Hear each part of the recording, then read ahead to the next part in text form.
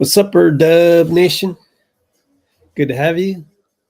And we are going to do the Manning cast. I'm going to do the play-by-play for the Warriors at the Orlando Magic and do some analysis at some timeouts and stuff.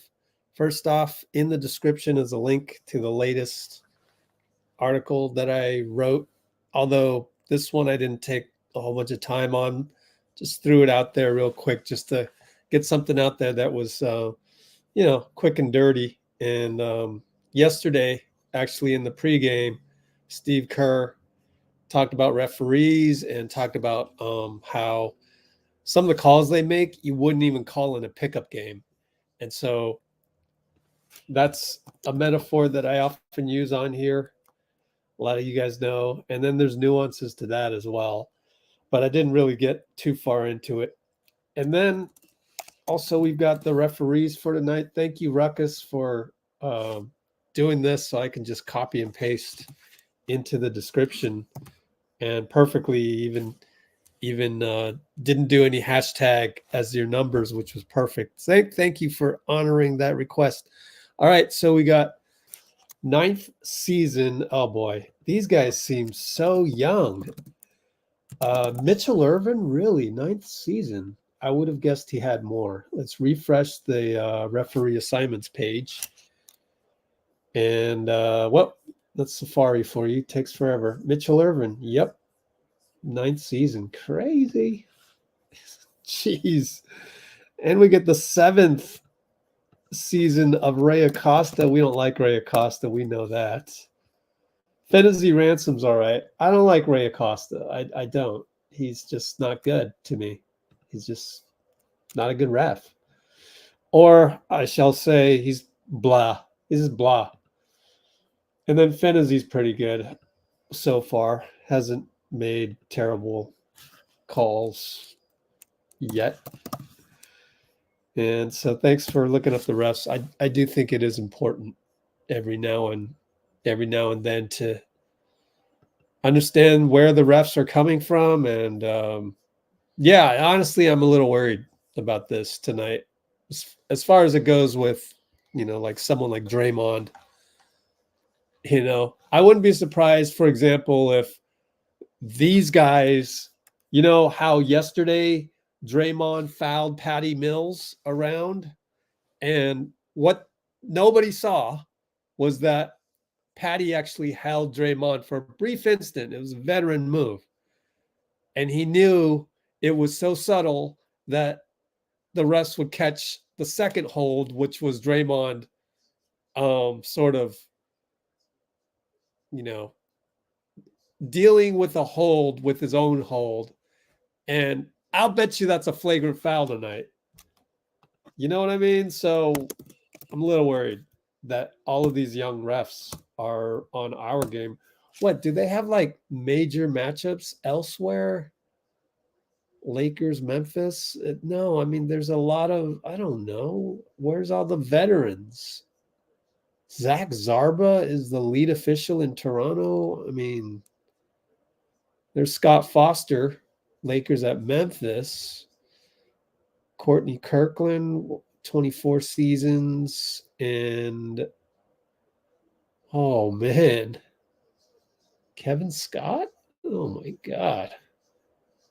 Capers is an oldie. 29th season. He's out in Phoenix. Yeah, Phoenix, Denver.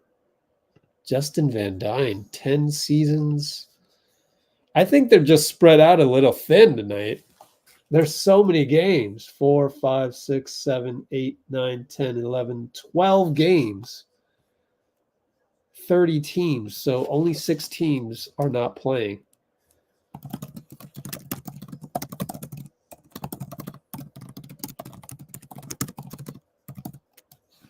Yeah, that worries me.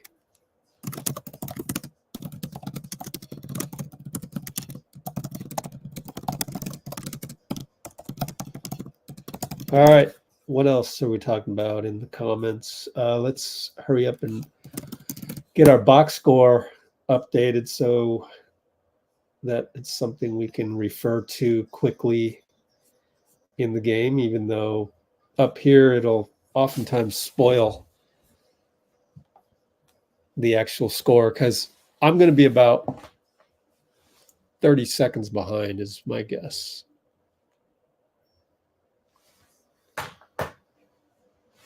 Yeah, let's see. Okay. Bruce is in the house. Oh, you missed it. You were not the first comment. Close. Yeah, JK's out. Forgot to mention. That's big. Trayce Jackson-Davis is starting.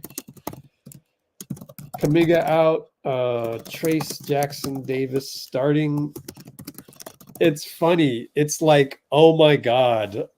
So one of the Warriors broadcasters out there in the pregame, he's like, well, hopefully Moses Moody will get some more minutes. I'm like,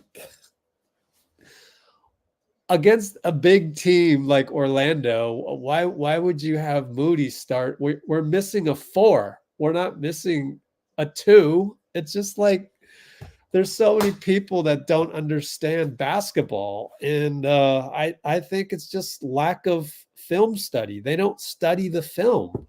We had a couple other ones that I sometimes track. I won't name names, but somebody out there, who's our starting 5? Klay gets the start. Somebody out there is thinking that they want to start Klay Thompson on the regular. My problem with that is defense. Klay can't stay in front of anybody. So when you're playing, now tonight we're a little bit more depleted, understandable. And maybe against their second unit, Pajemski's a better matchup or whatever. I don't know. I mean, it'll play out. If Klay continues to start, then I'm wrong, but I'd be shocked because I look at the tape and I see Klay cannot stay in front of anybody. Chris Paul cannot stay in front of anybody. That is the problem with the team this year. I have concluded. That's why we're unable to get on that 13-3 run that we were on earlier. So I'm about to tip off.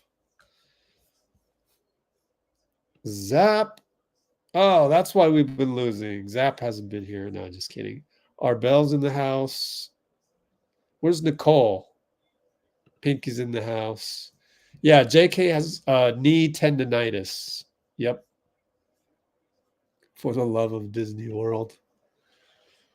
All right. Trayce Jackson-Davis wins the tip. 8-minute 22 mark on our broadcast here. All right, Draymond left side inside the Wiggins, one-on-one Suggs, and scores. I mean, Fultz. Yeah, that's Fultz. Number 20, right?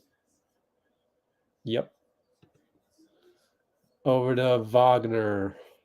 Up top, left side Suggs. Post up Paolo against Klay.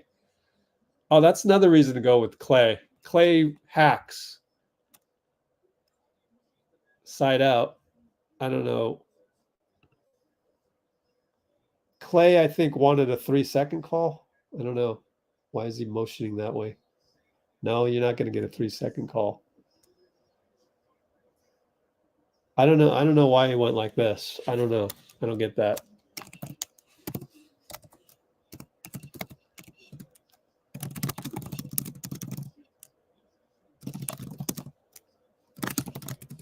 All right. Suggs inside. Wendell. Fade away, no good. We got a Wardell. They got a Wendell. Oh, Draymond with the beautiful pass to Wiggins that just wasn't quite there. Had to thread the needle, and Wiggins had to throw that ball away, trying to save it to Trayce. Paolo fakes Draymond. Trayce is a little bit late on the help, but good enough. Got him to miss. And we got pick and roll, Klay and Trayce. Good job, guys.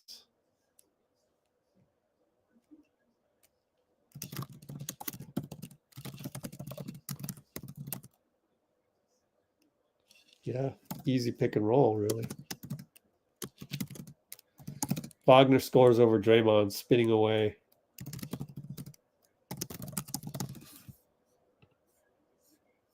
And Steph right side. Up to Trayce. Over to Wiggins. He's got room. He attacks. He's blocked. That's too easy. Wow, you got blocked by Fultz? Suggs airball from the corner. And then we throw it away. Come on, guys. 3-ball Paolo, no good. Trayce got the rebound, so that one didn't hurt us.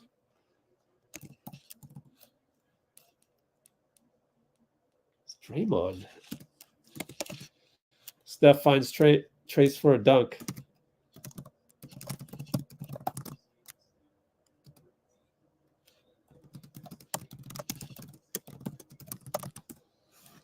And it's Fultz one-on-one Wiggs, right side. Makes a couple moves, pulls up. Good.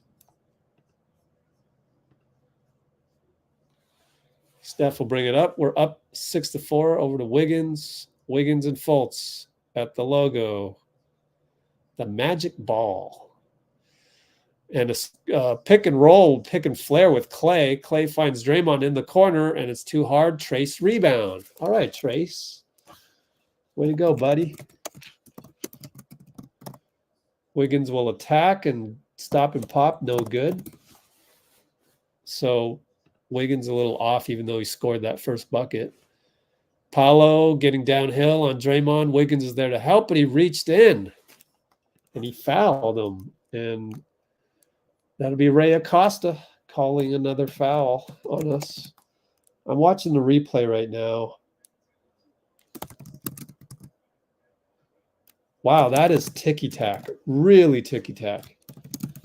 I don't know. I don't even think he touched him, really.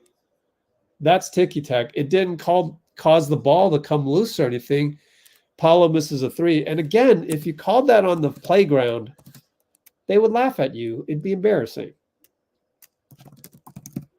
And Steph misses a jumper from the free throw. Suggs brings it up. Probing against Wiggs. Nope, out to Paolo. Now Paolo gets Wiggs. Attacks him with force. Scores and 1. 2 fouls on Wiggs. Not good news.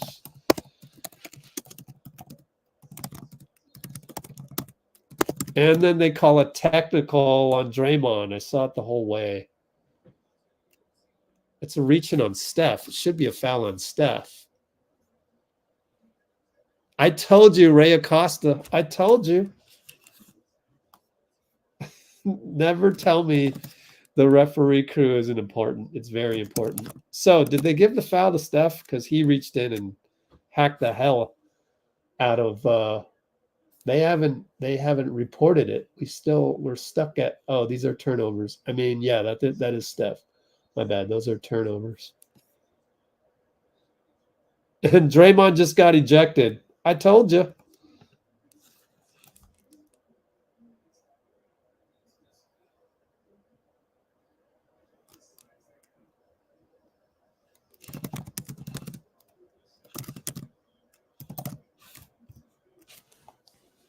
You can't get thrown out. But Ray Acosta is a chump. We know that. What are they reviewing? What the hell? We're going to go to a review? 8:24 to go, tied up. Anybody know? What are we reviewing here?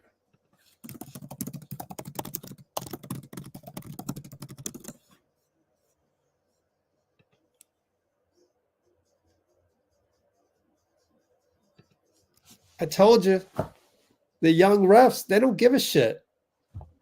And then they're never on the same squad. It's always just, if one guy wants to throw somebody out, nobody can overrule them.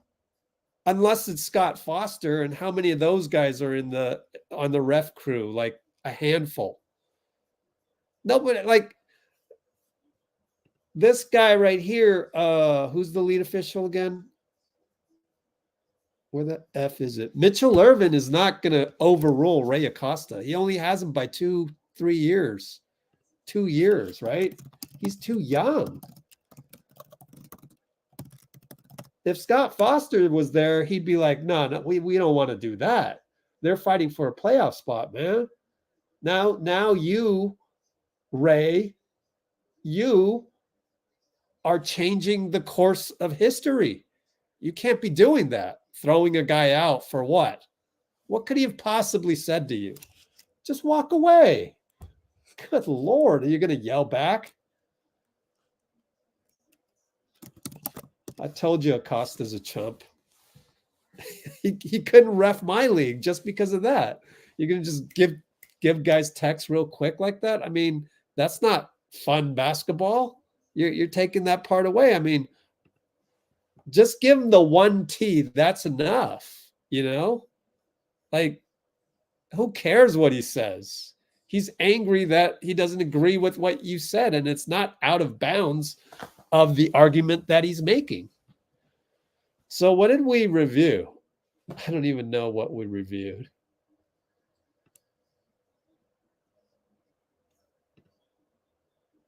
Anybody know yet?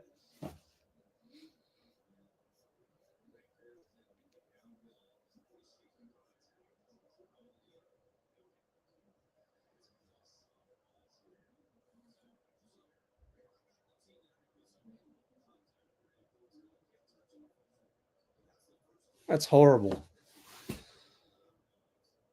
Oh, Steve called timeout, maybe. Just, you don't need to throw them out. Oh, he threw out Bruce Fraser. Did he throw out Bruce Fraser? I mean, this is a chump. This guy's a chump. He doesn't know what's up. I don't think so, because they only shot one technical. So I guess Fraser's still in there. Klay with the flare screen with Steph. He claims he got hit on the arm. No call. I can't stand refs like Ray Acosta who will just throw people out. That's not what I want in my NBA, is just a quick trigger. I mean, throw guys out that quickly. It's just horrible, man. Anyways, they missed a 3.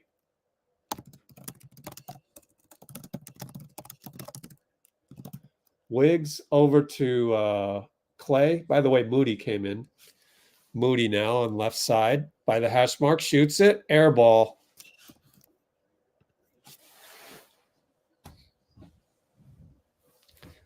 I think I know that Draymond can't get ejected, but I understand Ray Acosta. I know refs like this. I've hired refs like this. Did I hire them back? No, I did not hire them back. It's these guys that you can just tell. I mean, and we've had Ray Acosta a few times. You can just tell. So it's not like, I guess you got to just realize that an imbecile is your referee tonight. But at the same time, Adam Silver, again, his referee roster is terrible. It's terrible. There's too many of them, first of all. But anyways, we got to play the game without Draymond the rest of the way. And Fultz misses. Trayce rebound. Steph brings it up. 3 guys on him. Nearly lost the ball, but Trayce got it. Back to Steph for 3. That, again, didn't call nothing. Right in front of Phenizee. Don't know. Suggs axe. Suggs got barely hit by Steph and then looked like he was in pain, and Phenizee called it.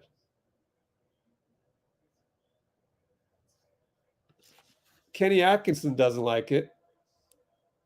I mean, that's inadvertent contact.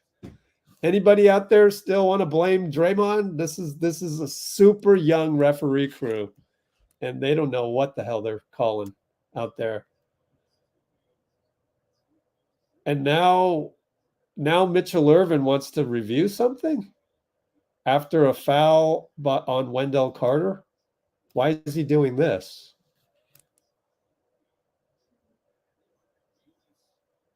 You got to be kidding me.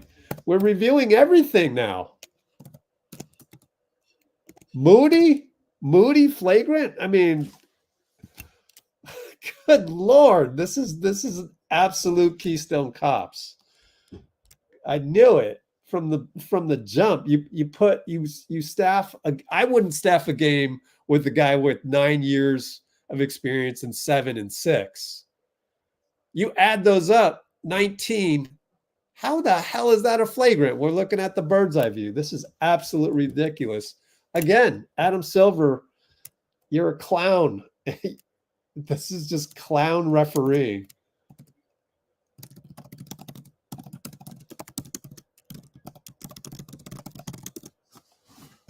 This is absolutely clown kingdom. Oh my goodness. Duh. It will be a common foul. Oh my God. Absolutely ridiculous. This is your league, Adam. Unbelievable. Look at the league you've constructed, Adam. Yeah, it brings billions, but it's this. Oh my God. David Stern rolling in his grave. James Naismith rolling in his grave. Absolute clown show. What's next? Let's get Brandon to flop. And are you going to review that? I doubt it. Good Lord. This is such trash. I don't know that I've seen anything worse than this in a long, long time. Wendell misses. And then Brandon and Wiggs bump into each other. It's that kind of game. Oh, my God. Paolo now with the ball inside to Fultz. Fade away on Pajemski. No good. Rebound Mo. And he can't hold on to it. Brandon got it. Jeez, man. All of that, we're up by 1. So it's like, oh, BP with a nice push shot inside. So it's like on the playground. All right, let's start the game over. Reset. You're up 1-0. But actually, we're up by 3 now. Oh, my God. I don't know. I can't even watch this game just because of the refs. Anyways, Fultz throws the ball away. Wiggs in the corner hits a 3 from Moody. We're up by 6. Oh, the clown show in Orlando. You just know. All you got to look at are the experiences of the refs, and you know it's going to be a clown show. Wagner missed, and Wiggins got a rebound. He's looking for Steph. Steph switched on to by Paolo. Bunkero Island. Bye-bye, Paolo. Trayce with the late cut. He's late, and it got thrown behind him, and now BP's got to manufacture a lefty hook. It's good. Someone, APB out for Tom Tolbert. Let him know that BP hit a hook shot.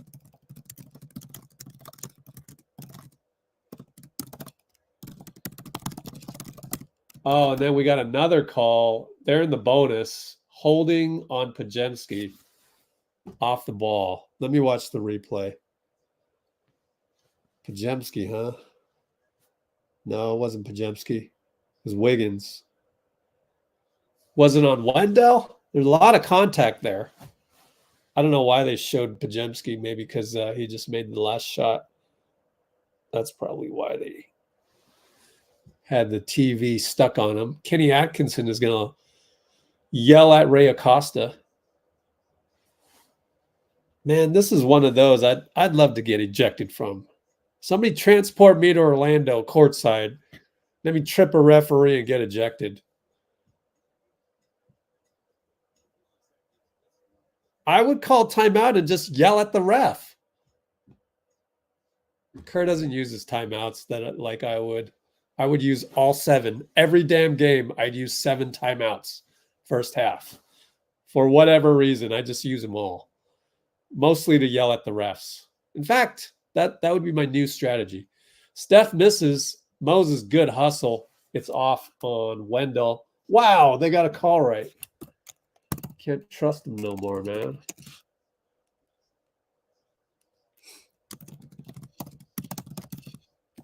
Klay back in for Wiggins. So he only has 1 foul. So the last foul, Steph has 2 fouls. Trayce has 0. Moses on the blob, baseline inbound. Good job, guys. Inside to Suggs. He's against Looney on the switch.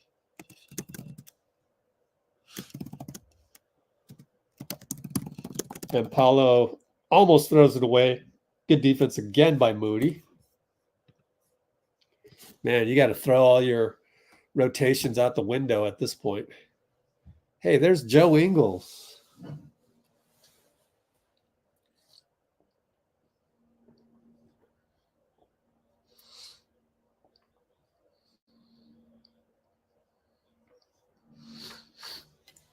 All right, they inbound to Cole Anthony. Goes down the lane. Tag over to Looney. Misses. Offensive rebound. No. Mo, another rebound. Pretty good defense. Steph, one-on-one Suggs. He's trying to lose him on the crossover. Million crossovers. Here comes Looney. Wendell traps him, and it's a turnover on Steph. Not very good there, Steph. Paolo kicks it to the corner, back out. Suggs, top of the break 3. Back rim, no good. Looney, rebound.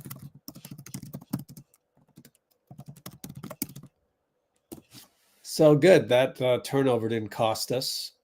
Klay over to Pajemski. One-on-one Ingles, left side, inside to Looney. One-on-one Boncaro. Over to Klay. He's one-on-one Wendell. Attacks. Goes back to Looney. 2, 1. Over to Klay for 3. At the buzzer. Good. That was an old school, high school-like play. I was going to say pickup, but pickup doesn't have shot clock. So that was pretty nuts. That was nuts.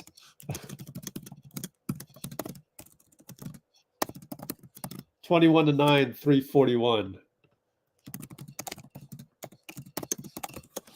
Oh my God. It's hard. It's hard to just play the game now just because of the Keystone Cops, man.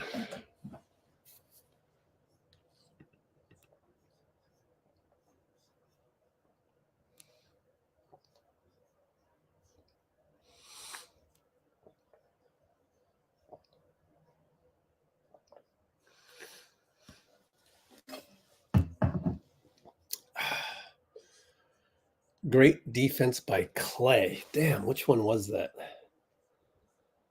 I'd like to rehash that one.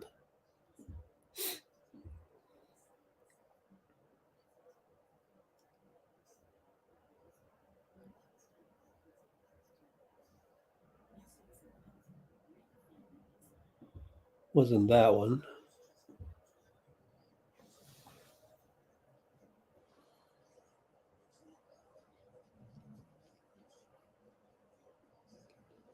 Pretty cool. We got Klay guarding Paolo. Had to be the one before that.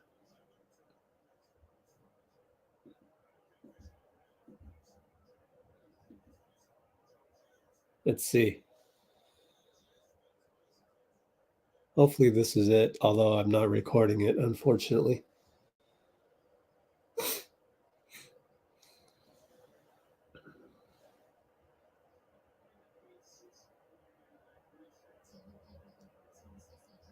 Yeah, that one. Klay against Paolo, about the 450 mark. Good call, Ray. Good containment.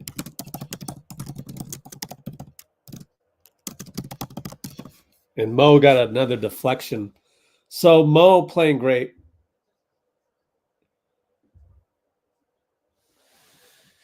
And he should definitely take advantage of the opportunity with JK out.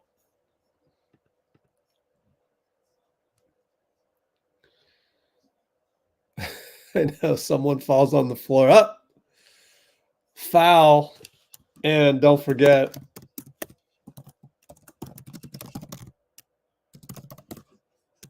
you got to review it because dude fell on the floor, so it might be a flagrant. Oh my God, Ray Acosta and Mitchell Ervin, Keystone Cops. All right, they bring it in. CP's in the game. Cole Anthony and Paolo against Klay. One-on-one, elbow. Here we go. Brandon wants to help. Looney helps. He goes to, and yeah, we got out of there with the ball. Who's number one again? Jonathan Isaac. Good job by Klay again, and he'll shoot a baseline jumper. Good. Oh, Klay.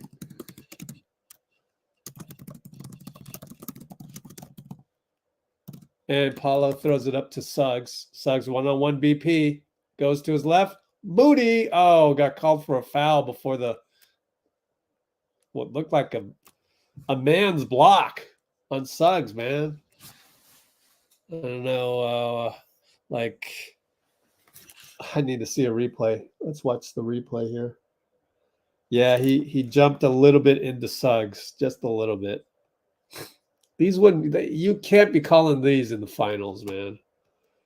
But I get it. It's a regular season game in Orlando.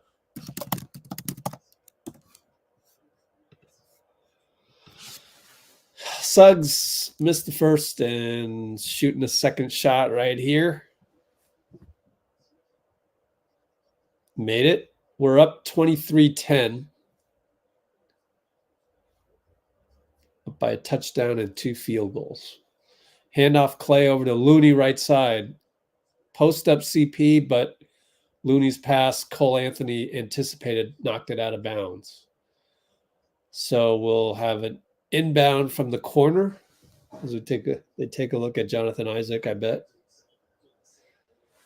And CP is going to inbound from the corner. BP gets it right side. Paolo's on him. That's an interesting matchup. Going to post up CP again. Over to Klay on the curl. Design play. No good. BP tip. No good.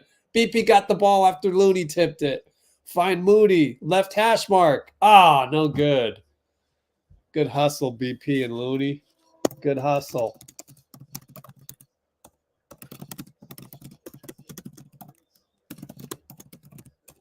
All right.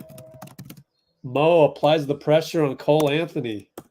Goes out of bounds, their ball, but great pressure. Kerr approves.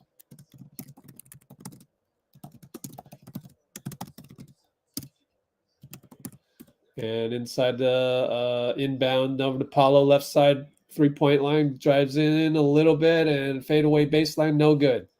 Yeah, Looney rebound. CP now.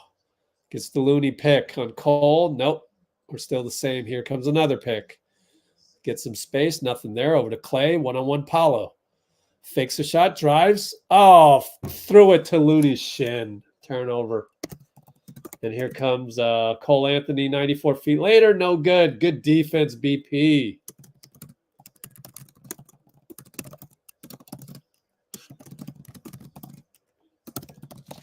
And it's going to be Looney inside right now against Isaac over to Moody. Met by Isaac. Switched over by Isaac. Shoots it, missed it. So we're trading missed buckets. We've held them to only 10 points with 1:24 to go, so that's the good news. Isaac's going to shoot a 3. It's a brick. You can see Joe Ingles kind of go, oh, God, that's an ugly shot. Anyway, CP gets by Joe. Over to BP. Swing it to Mo. Corner drives. Isaac is there, though. Over to BP. Drives in. Floater. Good. Beautiful, BP. He just knows where to go where there's no people, you know? The teardrop. And it's Cole against Mo. Turns the corner. Into the corner to Wagner. No good. CP's on the run with Klay, 2-on-2. Klay attacks. Oh, Joe Ingles provides no resistance, so Klay scores. Thanks, Ingles.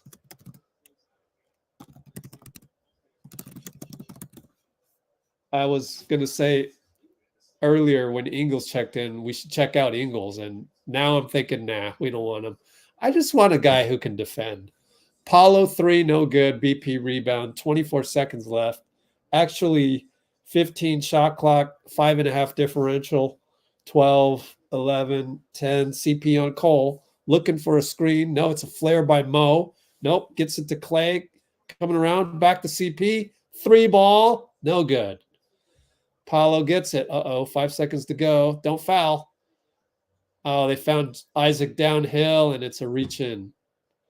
Klay can't believe it. So did Mo not reach in there, or maybe it was all ball? I don't know. Damn, if CP had made that, it would be a 30-10 score, which would be nice. I don't know. I mean, either that foul's on Mo or it's somewhat of an early call on Looney. But Looney has 1 foul. You know, let me look at the play-by-play real quick. Running layup. Looney, yeah. Man, it's like Phenizee Ransom, the ref. It's like he anticipated Looney was going to hit him, and he made the call like almost before he hit him. Weird. Missed it. Only made 1. Buzzer sounds as BP grabs another rebound. 6 rebounds for Brandon Pajemski. 20 what? 26 or 27? 27-11. Keep it up, guys.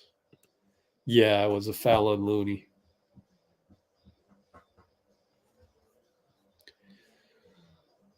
17-3 scoring run since ejection. Amy's in the house.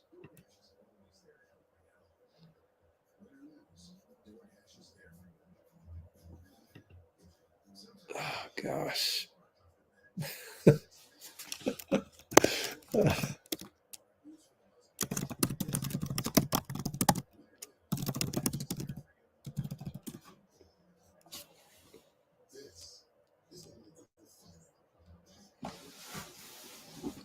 Could Moses be the key to wins? I know that's the difficulty is I mean, we could discuss it a little.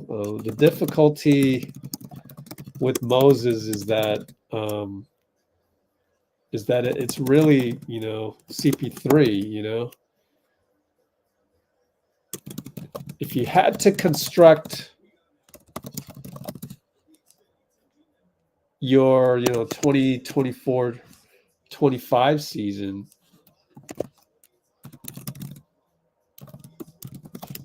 you'd probably start Mo at the 2. Right now you've got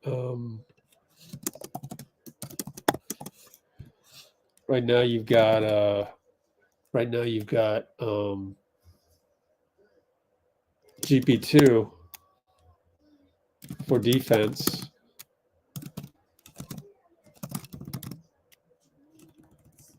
So that's the problem. Where do you fit Moses Moody into all of this? I can see the dilemma. It's tough. It's like he deserves minutes, but there's also BP has been playing well and gets rebounds. So he's just a cut below.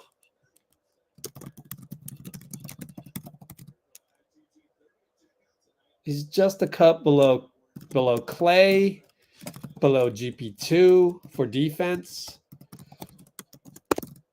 below BP for playmaking and rebounding. Catch and shoot Cole Anthony for 3. Oops, that I meant to do at mentality. Raymo. All right, CP gets into the lane and short 13-footer swish.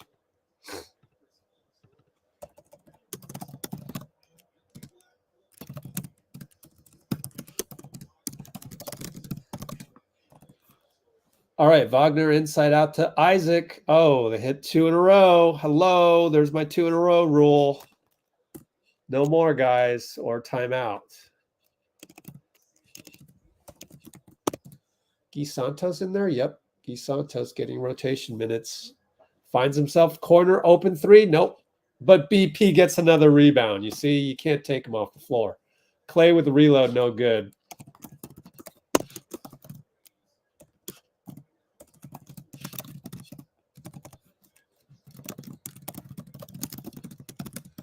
All right, Cole Anthony against Guy. Oh, CP got beat, but he blew the layup. Oh, my goodness. Who was that? Who's number 0? Anthony Black blew a layup. See what I mean, Bruce? Fadeaway Moritz Wagner airballed it. Trayce with a bad pass. Is that Trayce? That was Trayce, right? Yep, he's in there. Klay against Isaac gets hit by Klay and gets a late call by Mitchell Ervin. God, Klay had to stare at him to get the call. All right, Mitchell Ervin's on my blacklist. Sheesh. Unbelievable, man. The Klay stare, and then you make a call.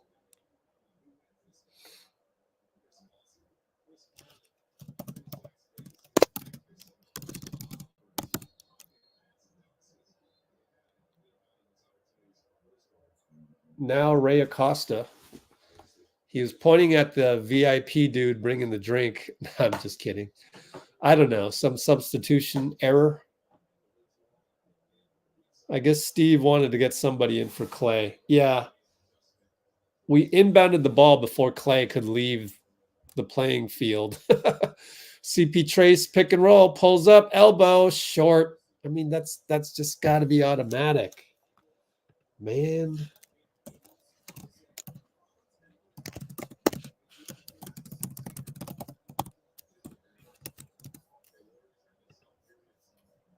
Okay, Warriors in a zone. Cole Anthony hits another one. See, that's why I'm thinking one more and timeout.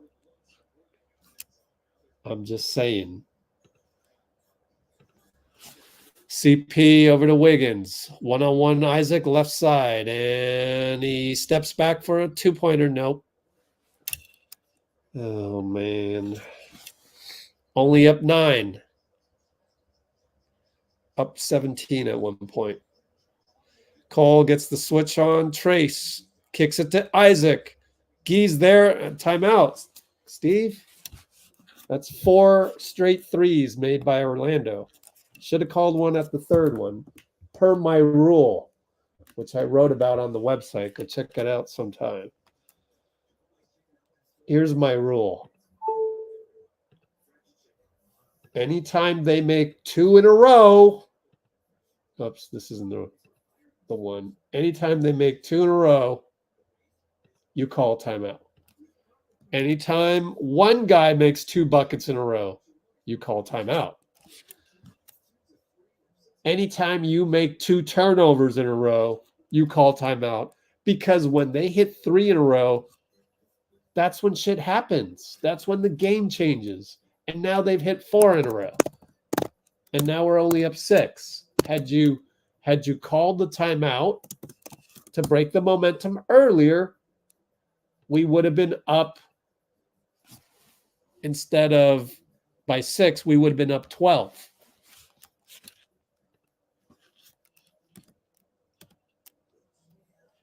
So that was against the zone.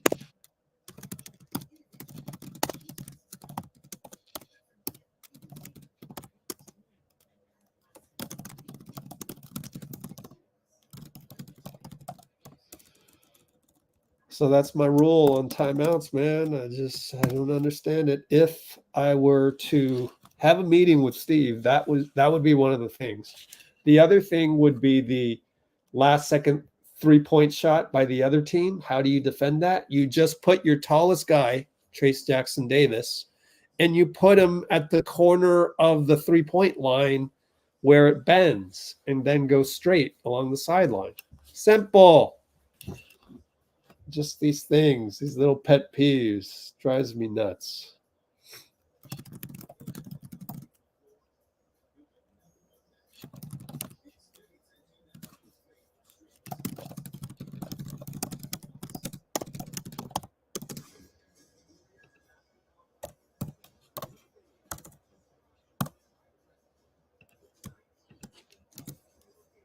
There you go. Here's my rule on timeouts. Twitch and YouTube. All right. Yeah, what about Steph? 8 minutes. There is 9:10 to go, so that'd give him 17. I don't think he's coming in. I'd be surprised. I think he's on target for 32.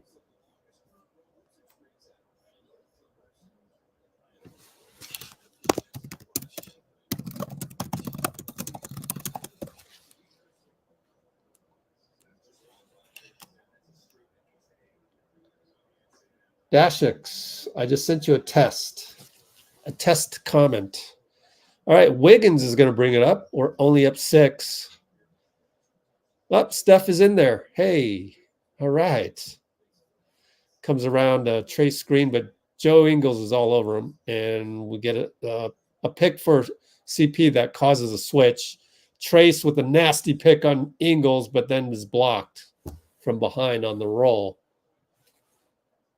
CP tells him something. We only got 1.5 on the clock here, so it's going to be Wagner. He's holding Steph. Come on. Right in front of you, Mitchell. Good Lord. That's absolute trash reffing, man.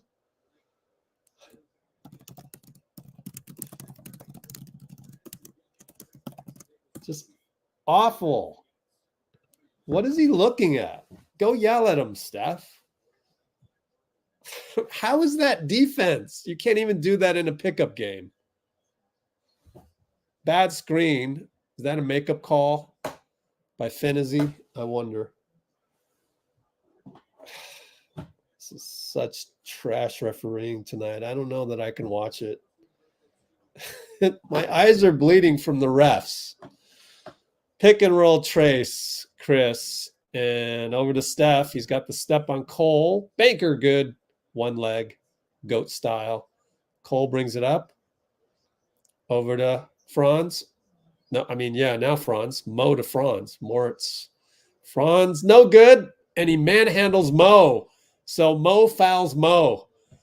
Oh, they're going to call it on Moody. What the hell? Did they change it? Did you? The ref pointed the other way.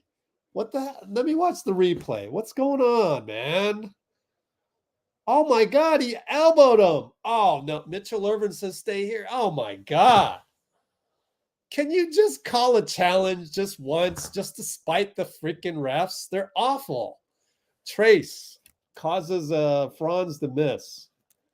Oh, my God, dude. Come on, Jacob Rubin. Grow some balls. He's had Kerr. Wow.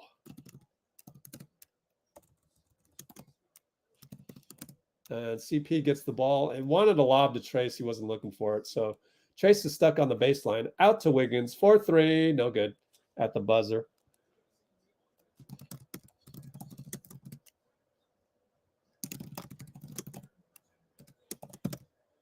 And Franz gets behind Wiggins for a dunk.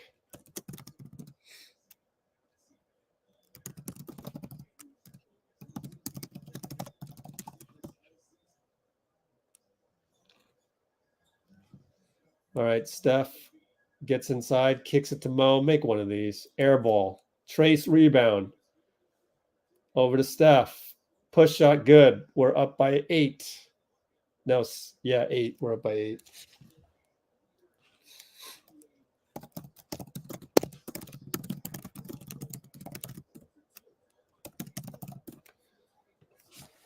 All right, way out there is Franz against Mo. Good pressure, Mo. Over to Ingles, kicks it to the corner. And Cole loses it. Chris also loses it. It's out of bounds. It's magic ball with 1.9. What's What's CP yelling at right there? I'm trying to watch the replay.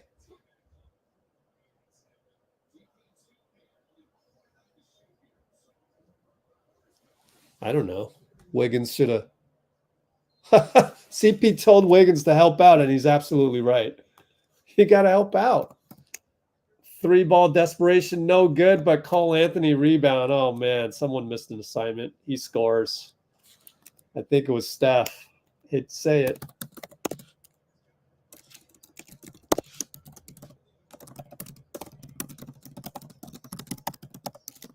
Yep, Steph fell asleep, guys.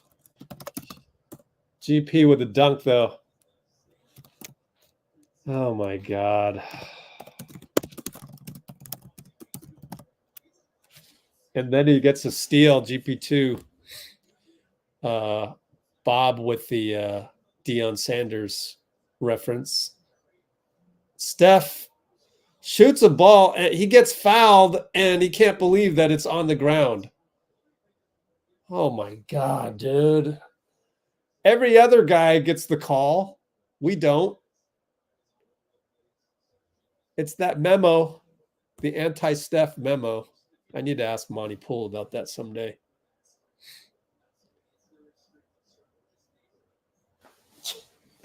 This is a clown show, guys. It's hard to watch. Steph inside the GP scores, no call.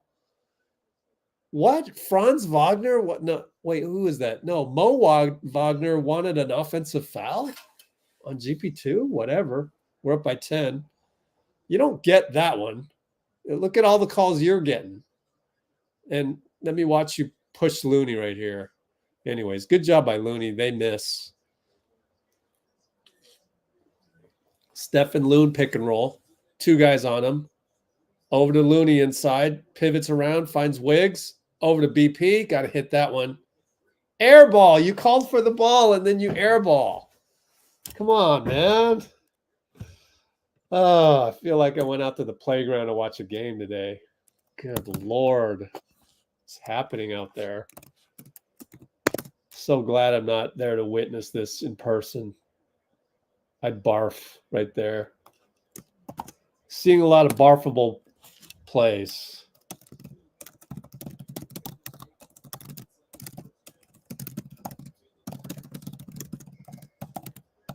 You can't be like yelling for the ball and then you get it and then you airball it. You can't do that. You can't do that in the NBA. You can't do that on the playground. And Podziemski gets subbed out by Klay, and Podziemski a little bit of a smile like, yeah, that one sucked. Steph gets a deflection, and we got 5 seconds on the clock. They got an inbound from in front of their bench. Steph says to switch with GP to stay down there with Cole Anthony. Wendell just did a backcourt. Unbelievable. That's a backcourt at every level. And then Suggs pushes Steph as Wendell shoot the 3 at the buzzer. They finally called a call for Steph.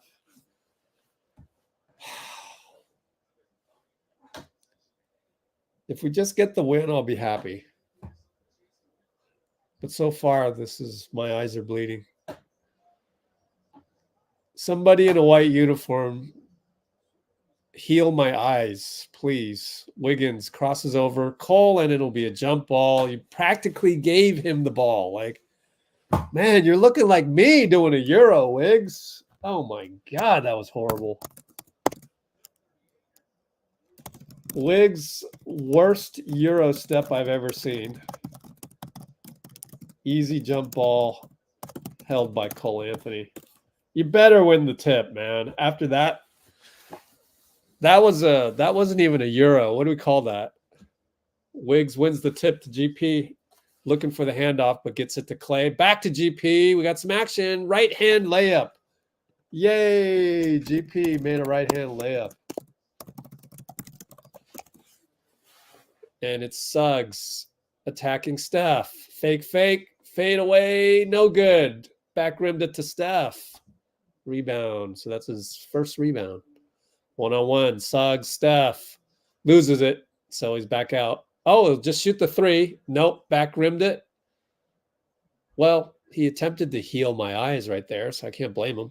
GP2, steal, Bonchero. Paolo said, oh, I can dribble, watch. Nope. Looney scores after the Steph drop pass.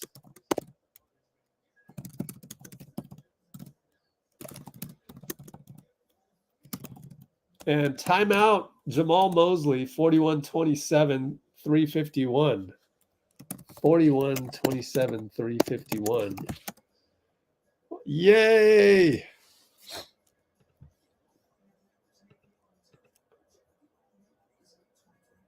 What was that? Kenny Atkinson made a funny thing there. Let's see.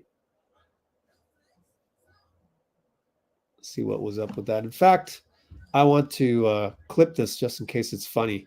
I don't know. I'm not sure. Had a bunch of people laughing after he did that. So let's do this.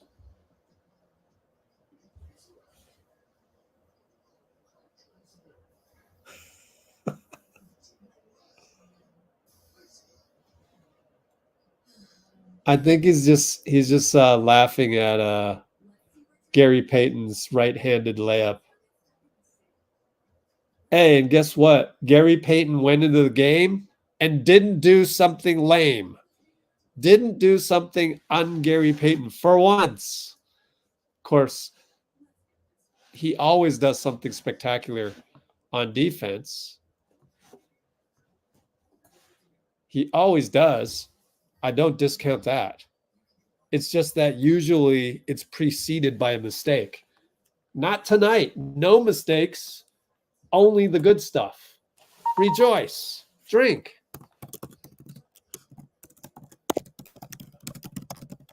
So GP2 finally made great plays without first having a mistake off the bench. Woohoo! And then let's just take a look at, in case you missed it, Kenny Atkinson gets a good smile from Rick Celebrini. Look at this. This is hilarious. Here we go. Watch Kenny.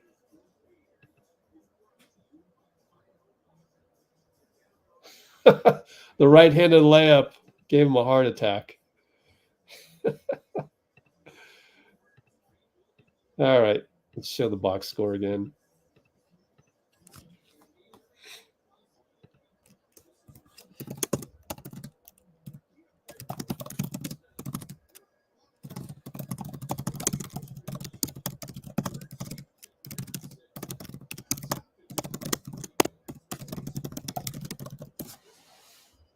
Okay, let's catch up on this.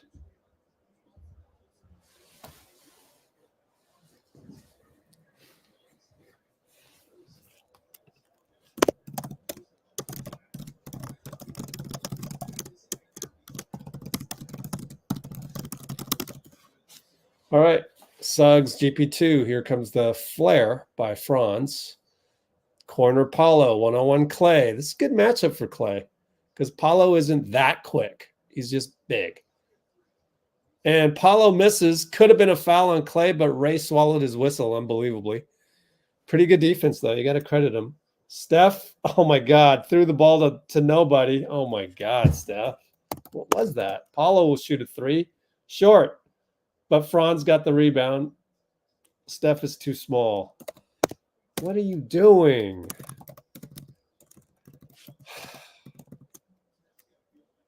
Come on, man. 1-on-1 Suggs. Here comes the GP screen over to Klay. Fade away from the free throw line, and he says, my bad, because it just sailed way off. Golly, a near air ball. There's more and more of those. Oh, they missed a jump hook. Wiggins blocks Bonchero. I don't know if he'll get a blocked shot on that one, but it's out on Wiggins. They don't have an unsung play of the game yet.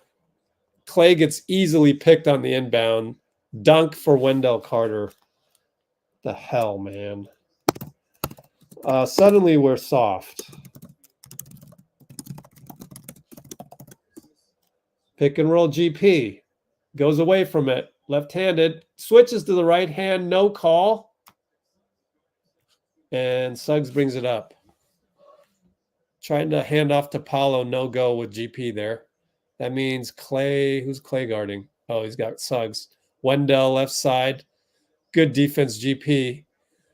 Paolo against GP. Looney's there. Second line of defense. Back rimmed it. Wendell pushed Steph. No call. It's out on Wendell anyways. Jeez.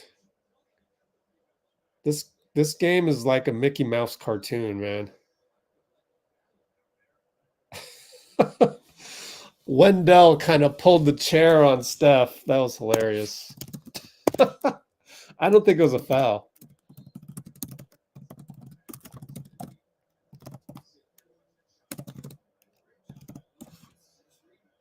Oh, man. High pick for Wiggins, and he slams it. Very bad defense by the Magic. No help whatsoever. We'll take it.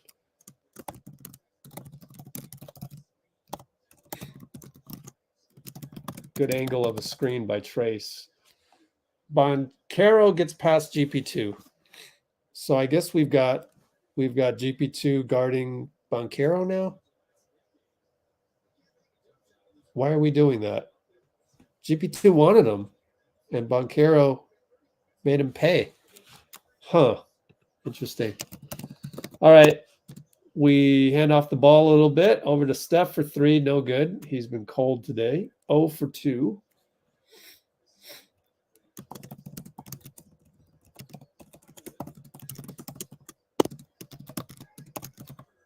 Wendell gets the step past Trayce, scores it.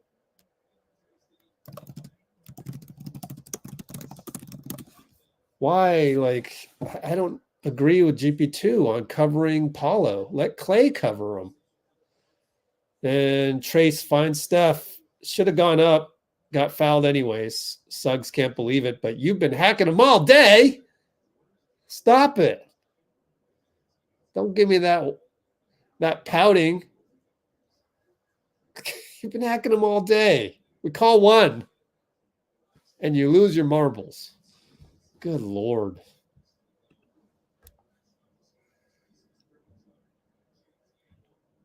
Wait a minute. Steph missed a free throw? No, he made it. They just forgot to update the score.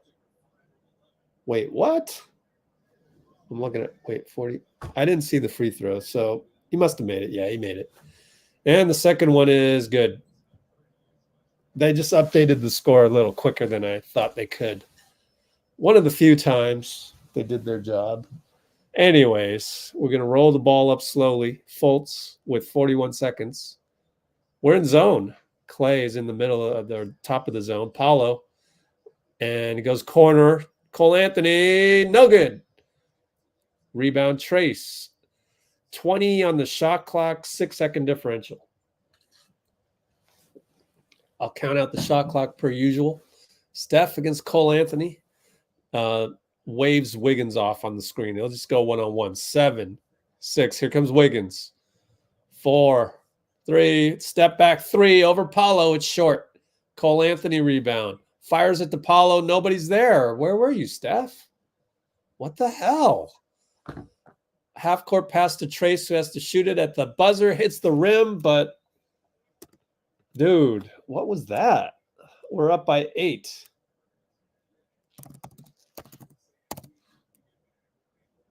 I told you it's a Mickey Mouse game.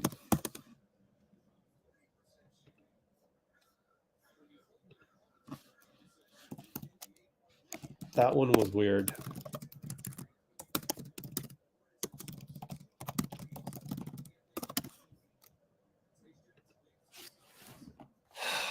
What a Mickey Mouse game. We've had it all, man. Trayce Jackson-Davis here for you. You got 30 points in the paint. You got some goals in the basket. Talk about what you saw inside some of the holes they got. Yeah, they're pressuring Steph and Klay and CP, so getting out quick and then If I have a shot, go to it, and then if I have a kick out, hit that. Hey, get in there, get some rest, put some ice on some body parts, and come out to the second half. Yes, sir. All right, Trayce Jackson-Davis. Yeah, not much there. Oh, man. Eyes are bleeding, man. This game deserves to be torched in the archives. You do not want to show this game to anybody. Unless it's the refs. How not to officiate a game. Man. So bad. Oh, let's see if JOHN Dickinson is available.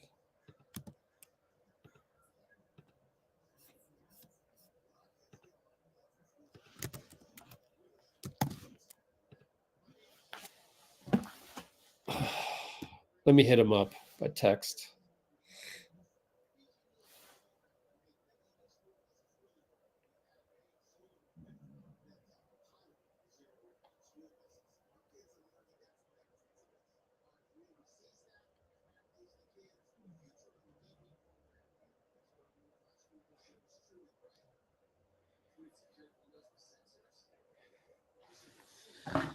Okay, we'll see if JOHN Dickinson comes on.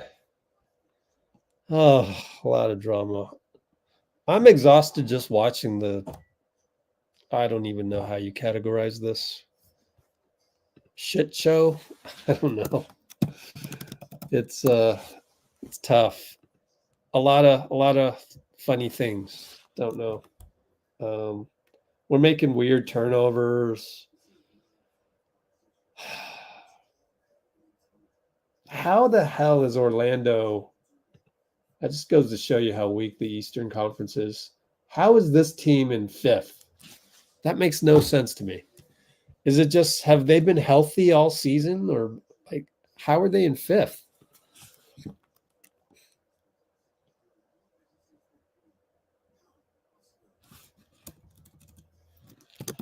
Yeah, I don't know.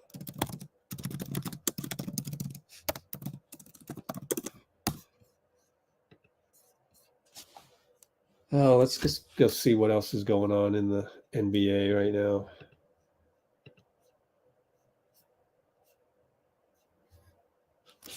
Neither team can buy a bucket from distance. Yeah, I know. That must be it. That's the Mickey Mouse situation of it.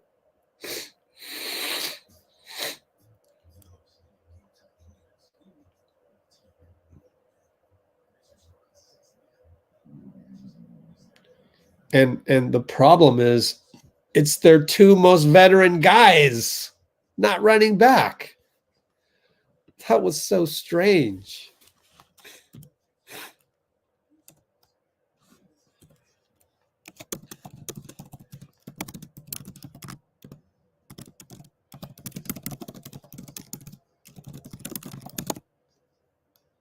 Kalena said Kerr was livid.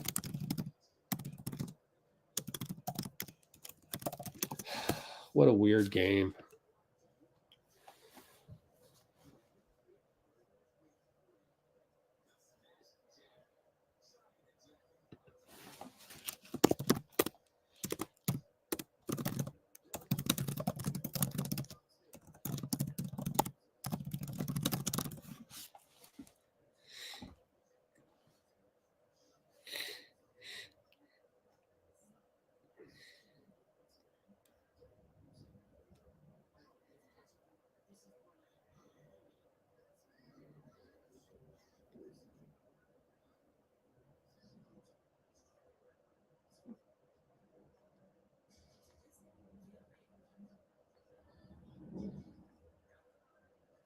Oh, man.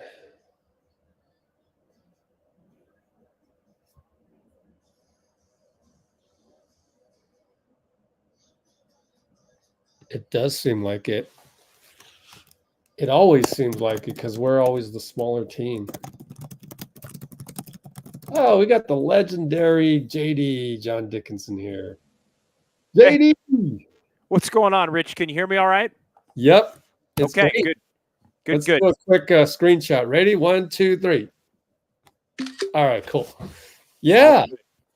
That was a crazy first half, wasn't it? I'm almost calling it a Mickey Mouse show because of all of the weird things happening. But Yeah. I mean, starting with Draymond, I mean, yeah, he got a lot of leeway. I thought. I mean, he picked up the tech. He wasn't happy, and then at that point, it becomes okay. How are you going to react to it? And he just couldn't stop. And it was really the first time since the lengthy suspension, going back to December and January, where he got to a point where he couldn't let it go, basically. And so, when he ultimately gets ejected, I think it was appropriate. And some of the language, which I won't repeat, but some of the language that was clearly visible. If you're a lip reader and want to go back and watch the video, if you didn't see it, I mean, I wouldn't take that from anybody if I were the official, especially after I had handed out a text. So, yeah, kind of a rugged half from that point. You give the Warriors credit for defense, I guess. I mean, Orlando does go through some scoring droughts, which I think, for all of the length and size, I do think this is actually in some ways a better matchup for the Warriors because they don't make the open shots that a lot of the teams in the league do when the Warriors give them to them. And so, the Warriors weren't really penalized by open, three makes, at least in the first quarter when they were 0 for 8 and, missed 14 straight field goals and couldn't even, I mean, they were getting to the line a lot and couldn't even make their free throws. So all in all, I think the Warriors did a nice job withstanding the run. Went from 17, I think, down to 6, and Steph kind of came back in and was able to stem the tide a little bit, which I thought was pretty good. And, you look up and you're up 8 on the road at halftime. I think you'll take that, but I also think I think the Magic will take it as well because they were playing so badly, and they did hold the Warriors to 18, and the Magic are a good defensive team. So I think the Magic are probably thinking, hey, this second half, we can clamp down on the Warriors who don't have Kuminga and now don't have Draymond, and the offense will come as the half goes on. Yeah. First off, I was worried the moment that we saw the referee assignments because you have Mitchell Ervin. We look at this every pregame or before tip-off. We take a look at who's reffing because we always worry about the younger refs being a little bit less tolerant of Draymond than some of the older ones. Like, for example, I have a feeling if Scott Foster, for example, aside from the Chris Paul type stuff. So I'm just trying to say that if you had a more veteran guy, maybe they kind of go out of their way not to eject Draymond. And I think there's a thing with Ray Acosta with Draymond because I'm not sure about it, but we've seen Ray Acosta a few times, and us on the live stream, we haven't really been impressed with them in the past, and I tend to think that he's teed up Draymond before, and so you have a Mitchell Ervin as the lead official with 9 years of experience. Acosta's got 7 years, and Phenizee Ransom has 6. But you look at the games out there. There's 13 games tonight, so only or 12 games, something like that. Yeah, 12 or 13 games. So only 6 teams in the NBA out of 30 are not playing. So they're rather stretched thin. And yet I will also say that, well, hopefully the Warriors know this going into every game, and especially Draymond, to know that he's going to have a short leash on certain nights. And I think this is one of those nights. You should have looked at the roster of refs, only 9 years, only 7 years, only 6 years, and be careful. Yeah, and I just want to make sure you can still hear me okay, Yeah. just real quick, because I was making a little bit of I'm testing some different equipment here tonight. But yeah, all that being said, and the history, and there's nothing that pops into my mind just off the top of my head as far as that goes. All that being said, you get the first technical, and it went on and on, and I know he was walking away, but to me, I feel watching that Draymond was given plenty of leeway to not get ejected. Like, I thought the officials did give him opportunities to not get ejected, I think, knowing the history, and he just would not stop. And to be honest, I think the reaction of Stephen Curry, which was also caught by the cameras in arena in Orlando. I mean, Curry was visibly upset by it, put his head in his jersey, was yelling whatever he was yelling to himself. I mean, Steve Kerr at one point came over to basically try to cool Steph Curry down. And, I know Chris Paul was around, Steph was around Draymond while he was having the conversation. And I think, everybody thought, okay, cooler heads are going to prevail here. He gets the one tech. Everybody will be able to keep it moving. But as, things were walking away, as he was walking away, again, the stuff that was being mouthed, I wouldn't, I wouldn't accept that, to be perfectly honest. If I was an official, especially an official that had already given a tech and had already, Draymond dropped the P word and the N word. Like, I'll just say that. Okay. I was not privy to that. In terms of, I was busy with the comments and stuff. Yeah, no, totally. Like, if you go back and watch, if you go back and watch the video, I mean, he calls him a P word, ass, N word, basically. And so, I mean, that'll do it. Especially if you, had already been given a tech. Okay. All right. Yeah. That's unfortunate. That's crazy.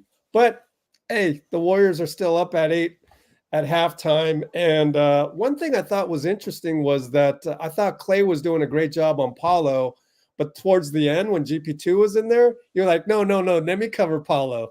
It was just kind of like, no, but Klay's doing good on Paolo, man. But GP2, hey, he really came in and made some really good moves, both on offense and defense. So talk a little bit about Klay and GP2 in the second half here. Yeah, I thought GP2 really, really gave him a lift, so much so that I actually thought his plus minus was greater than it was when and sometimes in game plus minus doesn't mean a whole heck of a lot. And GP, I think, ended up being dead even.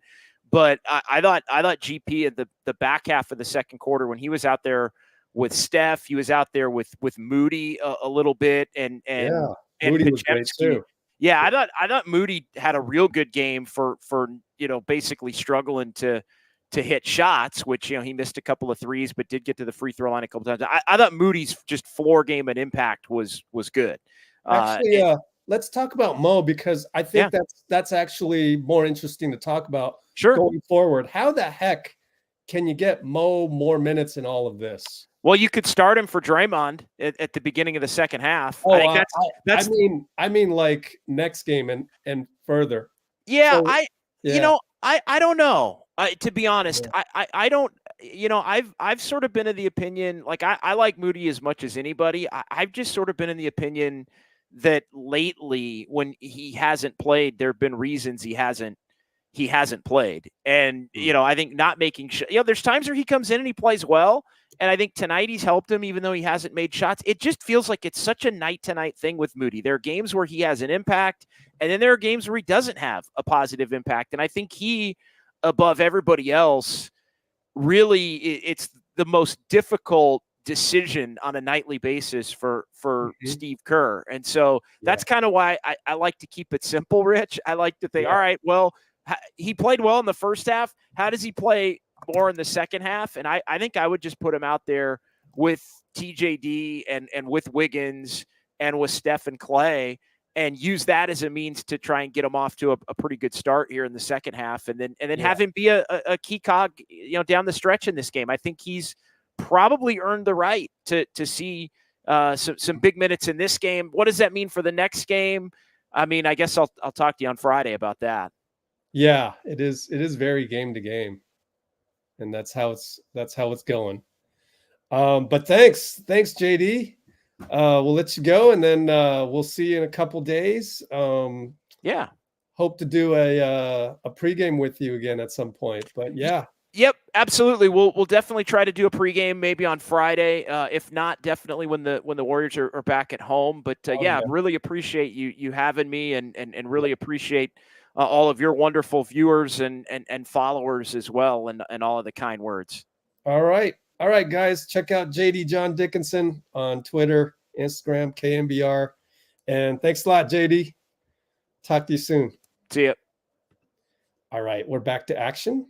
And I think Orlando missed. No, they made it. They're down by 8. No. Wait, we were up. Oh, Steph hit the rim a couple times. It goes in. All right, so the halftime score was... The heck were we up by? Yeah, they missed. So now we're up by 11. And it's Paolo with the runner. Good having JD on here. Gets me going a little bit. So now my winter jacket is making me hot. All right, Trayce. We started GP2, by the way. And Steph comes around a GP2 pick. Great pick, but he missed it. But it was good to see Steph made the first one and then couldn't make the second shot. Suggs will step on the line.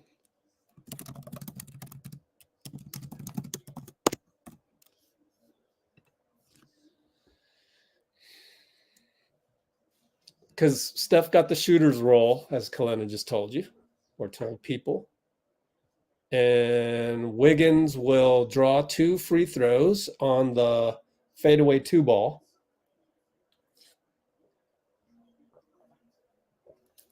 Yeah, first one was a 3 ball. And then GP2 set the perfect pick for Steph. He pivoted and he missed that one, which was like, oh, man. You thought that one was definitely going down because he had made the first one. And Wiggins misses a free throw. And he's going to make the second one because I just peeked right here. Chillax is in Hungary. Oh, look at that. And he hits the second one, as spoiled by the box score that is ahead of my stream. It'll be Fultz bringing it up on Steph and over to Paolo on Klay. And Trayce gives Wendell some pressure over to Paolo. They love the left side. We got the switch. Corner to Fultz, one-on-one. Pushes off on Steph. Nothing. What are you guys watching?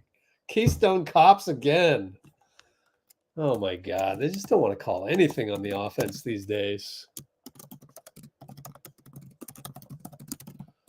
Trayce up top. Over to GP. Over to Klay up top. With the Trayce pick, Klay throws it away. Come on.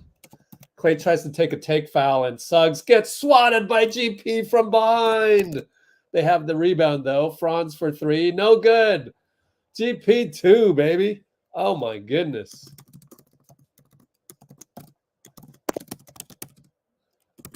And Wiggins attacks and draws a foul. Hey, they got the pinstripes in the lane. Did you notice that? That's pretty neat. Good old Orlando pinstripes. Man, GP2, man. Oh, showing the slow-mo. Saving a bucket. Totally saved a bucket.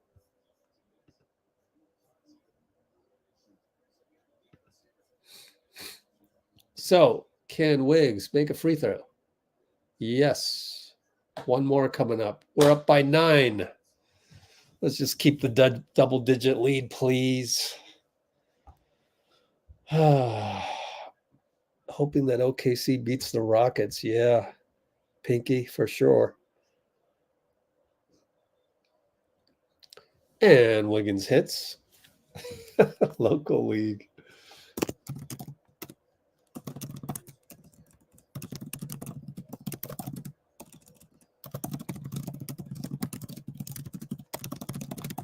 All right.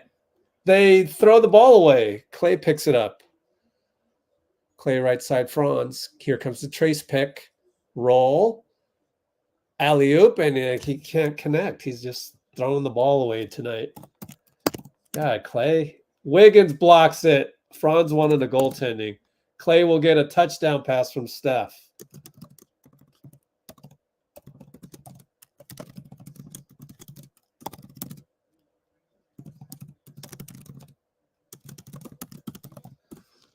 Oh, man. Klay was a little slow on that layup. But anyways, Paolo left side finds Wendell over GP2. And they're going to give an and one. Oh, he got hit in the head. Oh, well. Looking at the replay.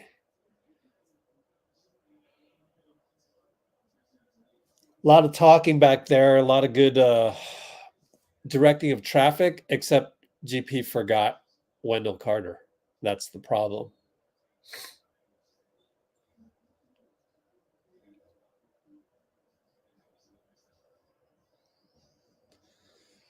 GP goes over to check with Wendell. He says, I'm all right. Tough kid, Wendell Carter.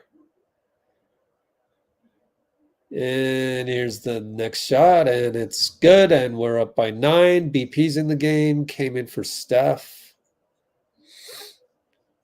I think, or Klay. No, came in for Klay. My bad. Yeah, Klay's threw the ball away twice, 3 times. You're sub before the 3rd time. Steph, corner 3 on the catch. Good. Bad defense by Suggs. Gotta know. You gotta know that he's gonna get the ball. Gave up an open 3 to Steph, isolated.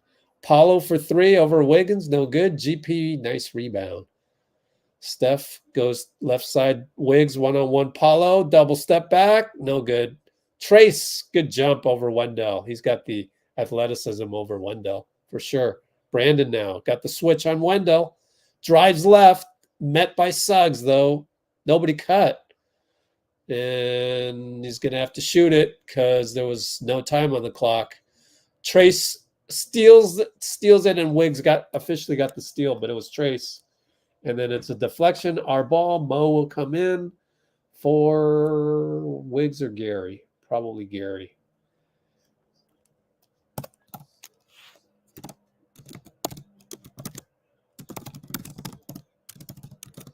So good hustle by Wiggs and Trayce. Steph, 8 seconds on the shot clock. BP now against Franz. Steph trying to do off the ball stuff. Instead, sets a pick for Brandon. Oh, he blew a layup, but Trayce tapped it in. Oh man, you're blowing the screen assist, BP.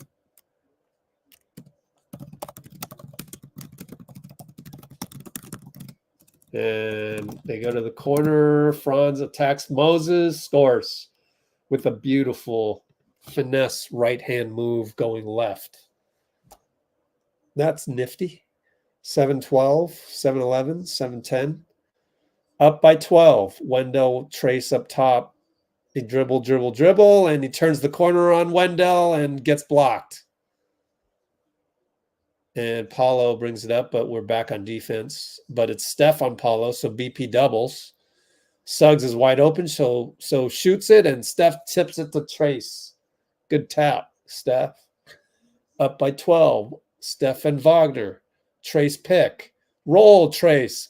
Dunk, Trayce. Yes, sir. Timeout, Mosley. Yes, sir. Standard. Steph, Trayce, pick and roll. Dunk. We are up 14, 60-46. Q3, 6:39.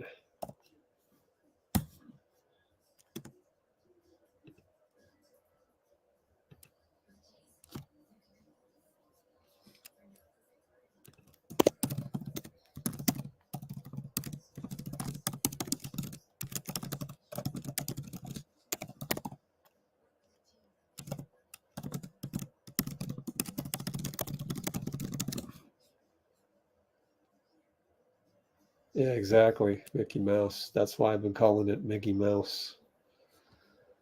It's a Mickey Mouse game.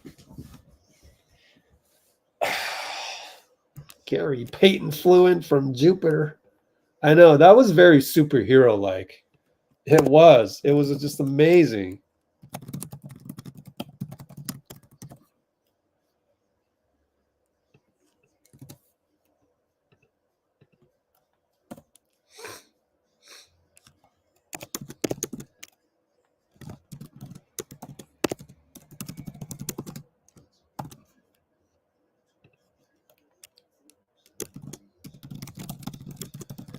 All right.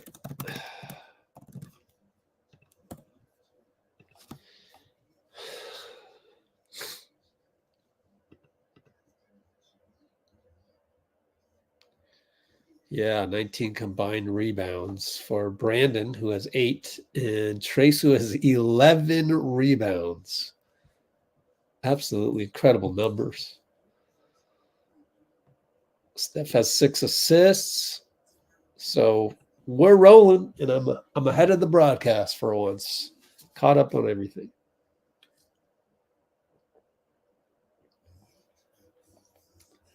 My other stream got stuck on the Ford Mustang commercial. Only $3.99 a month? That seems cheap.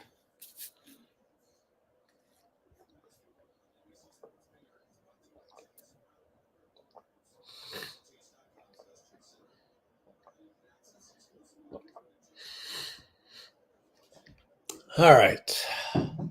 It is nighttime in Orlando. They're showing downtown Orlando, which is not the famous part of Orlando. The famous part is way the hell on the other side of Orlando, which is Disney World or all the other theme parks. Way far away. It's kind of surprising. Is it even in the same Nicole, is it the same city or different?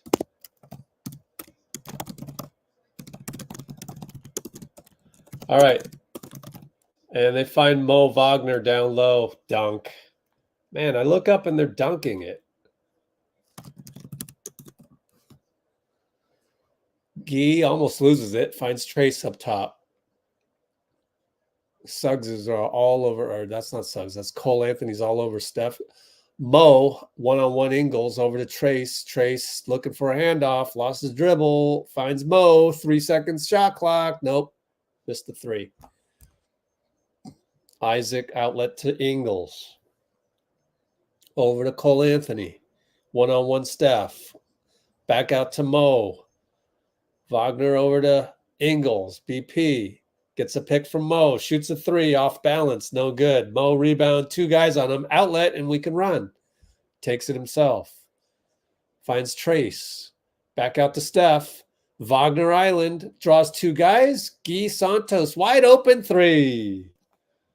Again, not the best defense by Orlando, but we'll take it. We're up 15, 5:22. Cole gets the switch with Guy and BP, so BP is guarding Isaac. And Mo, good help, but the cutter was Anthony Black, and it's a foul on Trayce. And 1.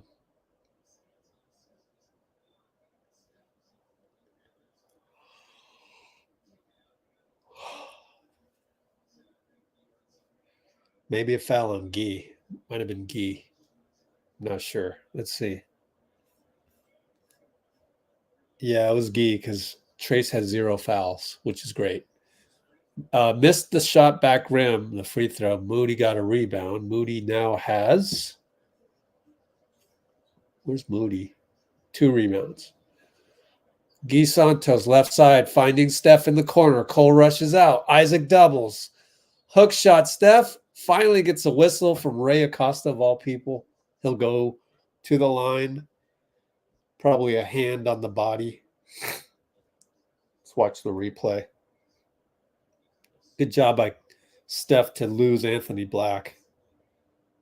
No, it was just initiating the contact, and they're going to challenge it. I don't think there's any way they will win this challenge. If they go to break, I'll clip it. If they don't go to break, then I'm doing what they're doing.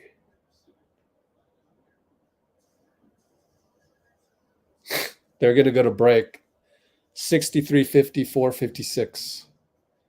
I mean, it's definitely a foul. I mean, it's same calls that you get, Jamal Mosley. Same exact calls, man. It's the old we are giving the advantage to the offensive player, and there's absolutely no way. I mean, there's no way. but we shall review this on our own. And after we review it, we will take a vote. And I sure hope it's pretty obvious. I think it is. Let's cue this up, guys. Here we go. Ball goes to, look at Steph shed Anthony Black right here. He's able to shed his close to guarded defense, gets the ball in the corner here, and here he'll make the move. Bump right there. I mean, duh. I mean, that is, you cannot not call that a foul. There's no way, right? Playback speed 0.5. There's the bump. So, start a poll. Will the refs screw this obvious foul up? Yes. Keystone Cops. No, we luck out. For once. Start poll. Let's check your confidence in Keystone Cops or not. I don't have any confidence. I don't know what I would vote. I have no confidence in these Keystone Cops, so I'd probably have to vote that they're going to screw it up. Anyways, we are up 63-50, 4:56 review time or challenge.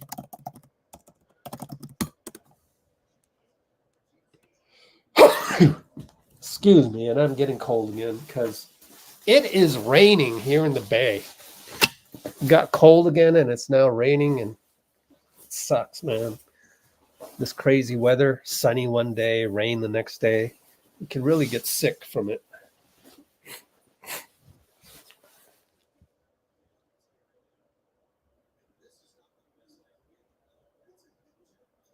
Yep. Fitz says that's a hip check, and we saw it too. Definite hip check. Very obvious. So obvious. But they're going to screw it up, aren't they?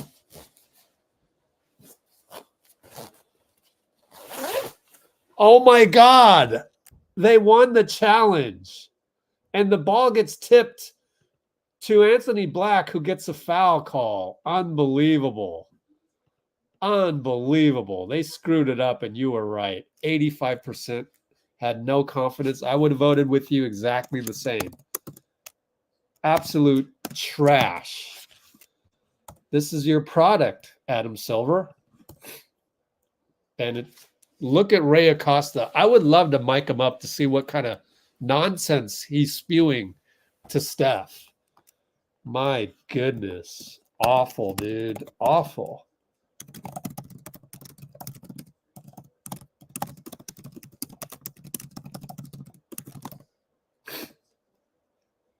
Missed the second shot, but Looney can't come up with it. Moritz scores. And he yells at the bench. And that's a critical. I mean, you cannot let a rebound go. Only up 10. Hand off Looney to Steph.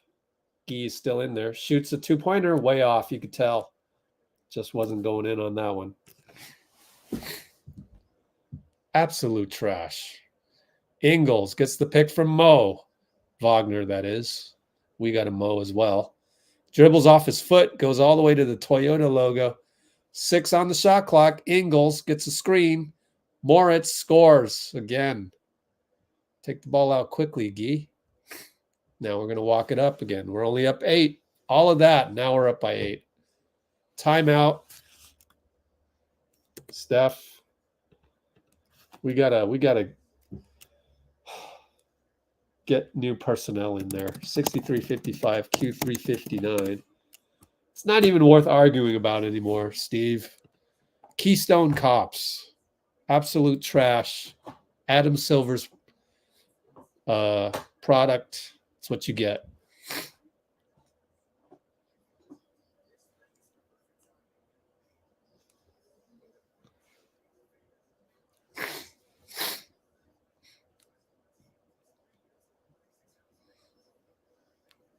Just ridiculous. Just ridiculous.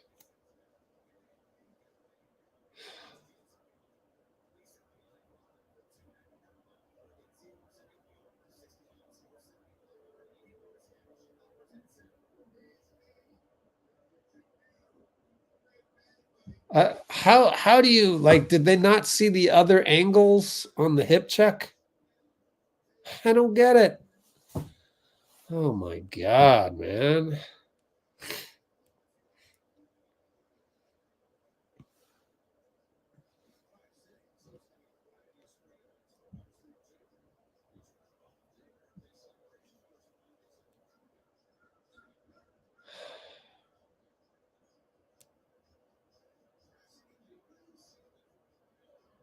Oh man, this is just ridiculous. Yeah, it's definitely very infuriating. Unbelievable. Anyways, we go post baseline with Chris over to Klay into the free throw line. Oh, nearly threw it away to Mo. Mo right side, running out of shot clock. One-on-one Ingles. Bye-bye, Ingles. Oh, he broke Ingles' ankles, but Ingles is old. And he made him look really old. Wow.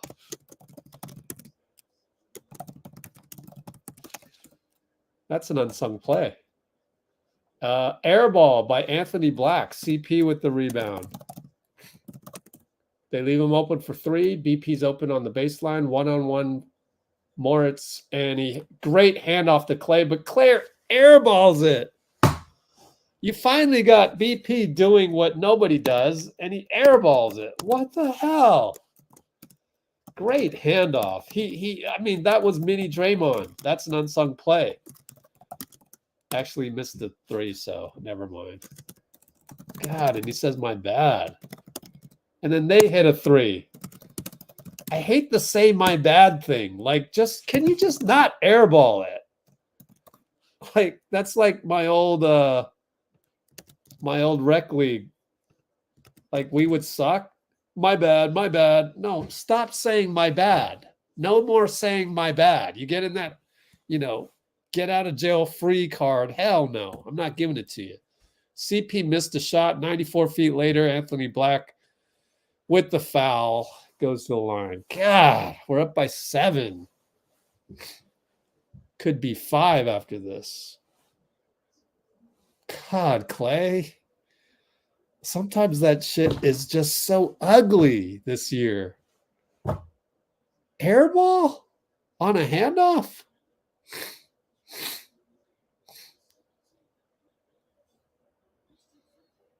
Missed a free throw. Cole Anthony, my bad. I thought it was Anthony Black. Trayce in the game. Out goes Looney. Someone else came in, right? No.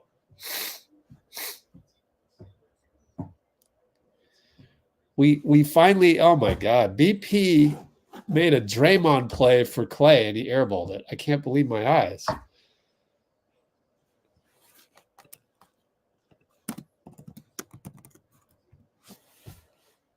Chris Paul. Trayce now up top. Looking for Moody handoff. He's open for 3. Doesn't take it. Ingles backs up. So he backs up. He can't hit anything, but BP got a rebound. Out to CP. Trayce with the pick. Drives the lane. Out to BP. Goes right by a guy. Euro step. No good. Trayce rebound. What a rebound. What a rebound. Over to Chris, and Chris loses it. But Isaac gambled for the ball, and then we're going to get a layup and one because Isaac just couldn't grab the ball. Just barely. What a weird play. CP bonks himself on the head. Oh my God. This is such a Mickey Mouse cartoon game.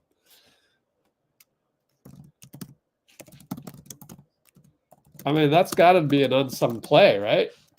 There's a second unsung play of the game, even though it was comedy. Should have been a turnover on CP. Turns into an and one. We go up 9.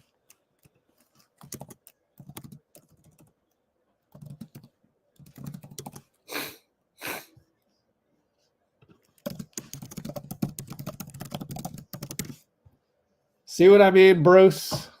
Oh, they get a 3. Cole Anthony. That's what I'm talking about, Bruce. Why are we paying $30 million for that? I guess it ended up being an and one, so I can't really say anything. $30 million for an and one. That wasn't the traditional way of getting an and one. All right, Trayce and BP are having trouble at top. Golly.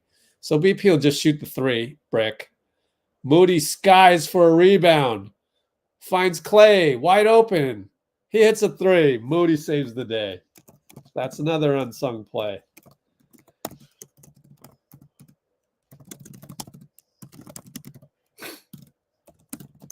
I have 3 unsung plays all in this quarter. Oh, but they get a dunk. It's Isaac over Klay. Oh, God. He lost the baseline, didn't he? I'm afraid to watch the replay. Yep, Klay completely lost them. And then what happened? We didn't get a score, and they score. Timeout. Cole Anthony. What the hell happened? I look up, and they score again. CP3 got picked. Oh, my God. Oh, my goodness.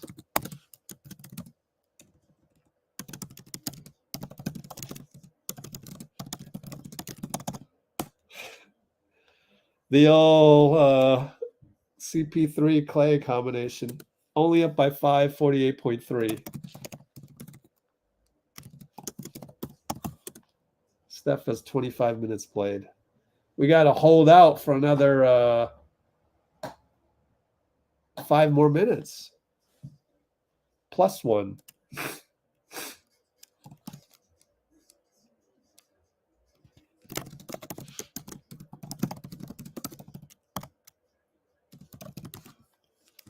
See what I mean, Bruce? Oh, my God. I have come to the conclusion that if last season is based on Jordan Poole never recovering from the punch from a mental standpoint, not sacrificing when we needed it, this year is just CP3 acting 39 years old or however old he is. I have come to that conclusion that CP3 can't stay in front of anybody and makes turnovers on offense. What the hell? No, he doesn't. But the last couple have been, or the last, that was an assist, I guess. How old is he? 38, almost 39. Wiggs, CP with the inverted screen. Wiggs downhill, loses the ball. Wow, tried to dribble through 2 guys. Good Lord. Are we really this bad?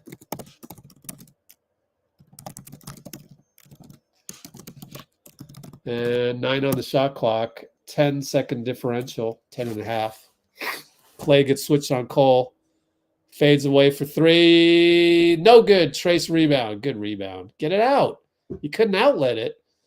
And they end up fouling Chris Paul as Chris finagles a foul way in the backcourt. So he'll go to the line because they're in the penalty. And there's the good part about CP, the ability to finagle fouls out of nothing.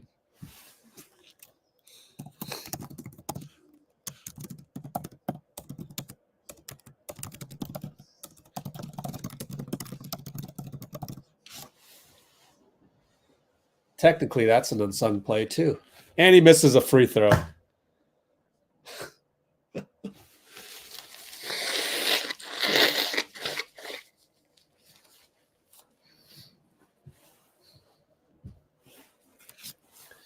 Well, GP2 being in the game isn't going to change the course of history when you get picked by the opposing point guard at the 85-foot mark. Oh, my God. Cole Anthony goes all the way, but Trayce blocks it. Jeez, how did he get way over there? BP got picked. Trayce with a buzzer-beating block.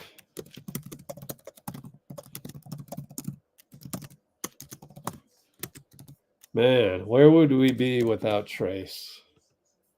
What a game he's having. It's his first block? Wow. You would have thought there's more.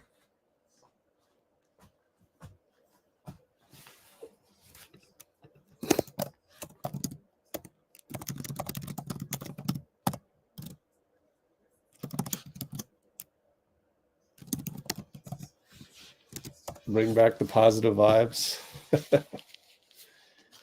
Oh, man. As I said before, let me be the most negative on here. So good for you. But yeah, I'm very concerned about CP3 going forward.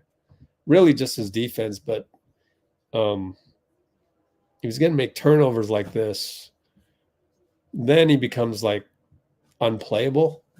However, as far as some of the sequences that we're watching, wow, like, golly, this is bad.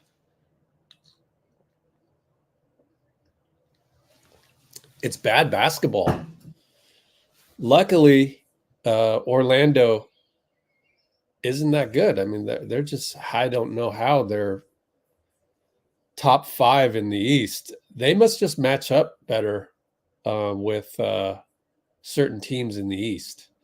They must just cause some havoc to certain teams in the East, is my guess. Because they don't shoot the ball very well, and they tend to turn the ball over a lot. And they're just running around, and 8 turnovers, which is actually less than our 9.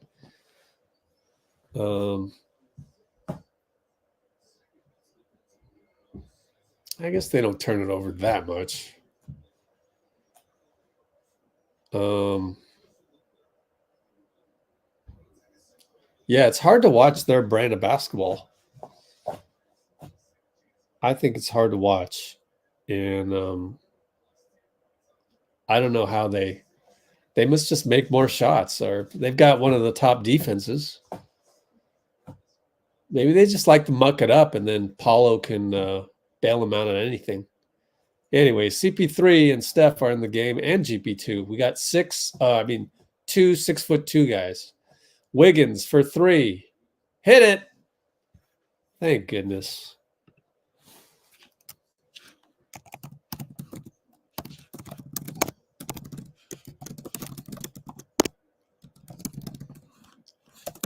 All right. Ingles inside. Looked like he threw it away. We'll stay here. Baseline. Let's not get beat. Baseline again.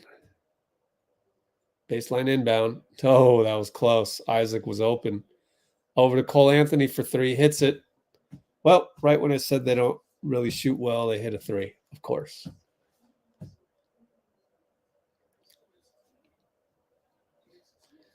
So we're only up 6.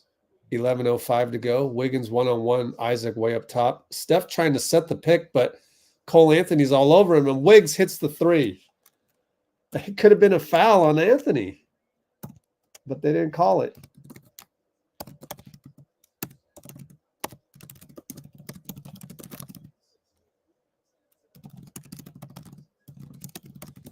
High post to Wagner, and Steph gets beat baseline.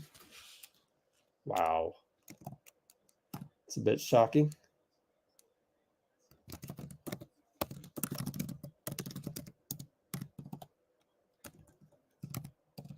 And Wiggins will attack Isaac over to Trayce, but he traveled.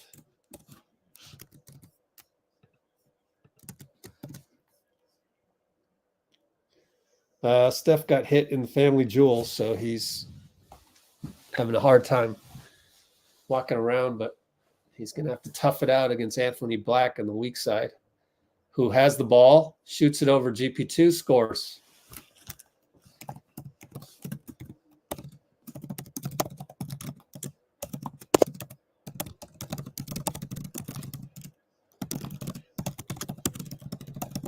And Trayce, we're only up 4. Steph over to Chris, one-on-one.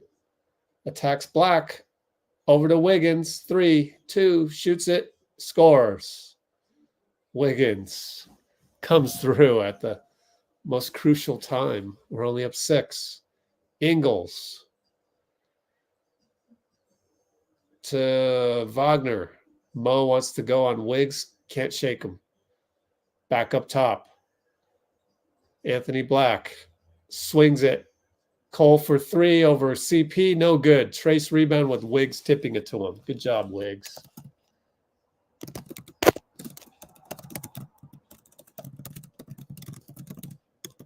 Steph over to GP. Left wide open. Throws the ball away. Bad alley-oop to Trayce. Good Lord.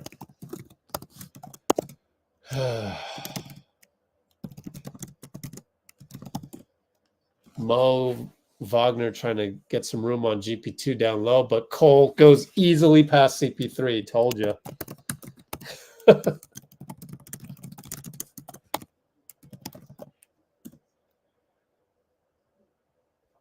CP3's defense is absolutely. GP2 will score on the pick and roll with Steph, as there's your typical Orlando Magic just kind of standing around.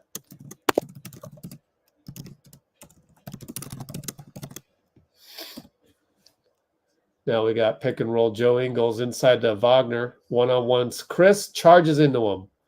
Chris takes a charge. At long last.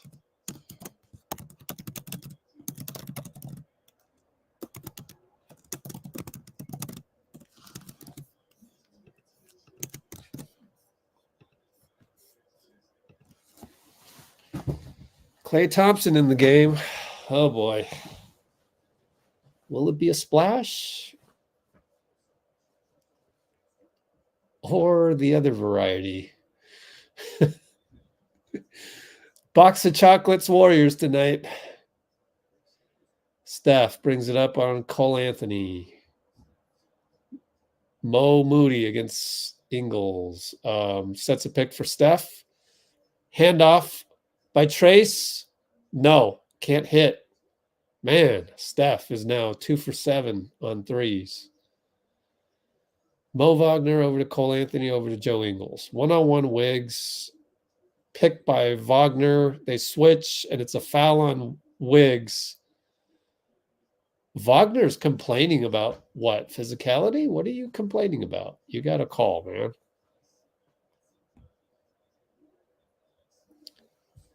I don't know why Wiggs fouled him like that.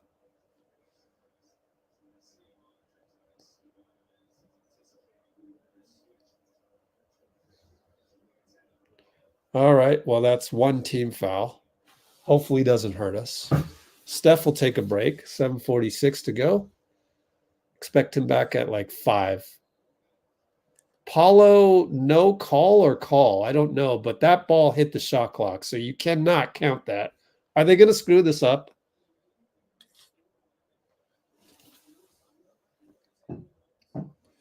It's a block shot on Mo by Moody. Block shot by Moody. So good help, Moody.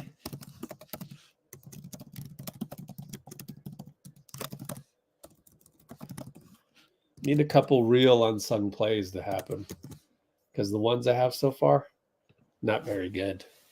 Not very consequential. Oh, my God. I look up and Joe Ingles is laying the ball in.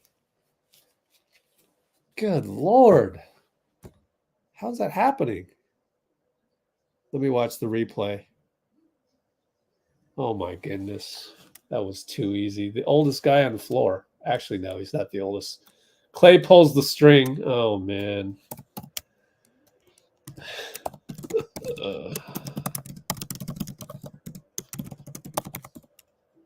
They sling it over to Mo Wagner for 3. Air ball. Lucky. We're only up 4. Wiggins and Franz. BP comes over. Joe Ingles chucks him. It's a foul on Joe Ingles. Finally called one. Stop it, Joey. What are you guys arguing about? Just stop it already. Timeout Steve, I believe. 82-78, 6:57. And Klay practices shooting on the bench. God, what happened, man? Oh, golly.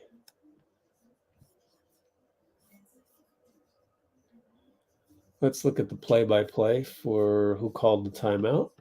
Hopefully it was Steve. No, it was Mosley. Can't be challenging that, right? Gonna waste your challenge on Joe Ingles hip checking Brandon? Nah.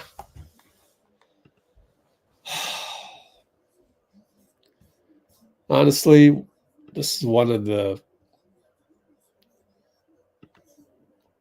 most poorly played games we've seen our Warriors play, and yet we're up by 4.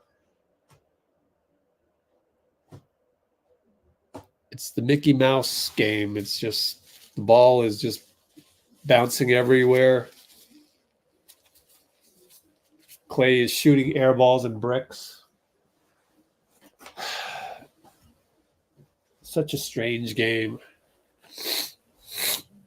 Of course, we don't have Kuminga. We don't have Draymond. So we're very depleted, but not a good game to watch. It's very ugly basketball.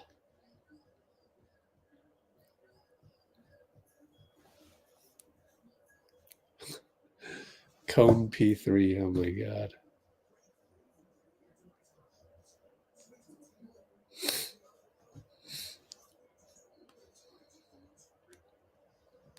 That's true. We do need stops. It's kind of hard without Draymond, but I don't know.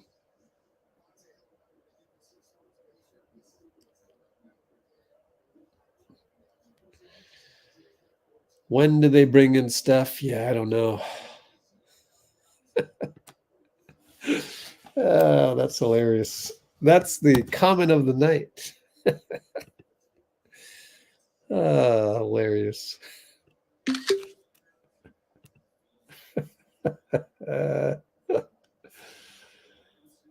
Oh my gosh.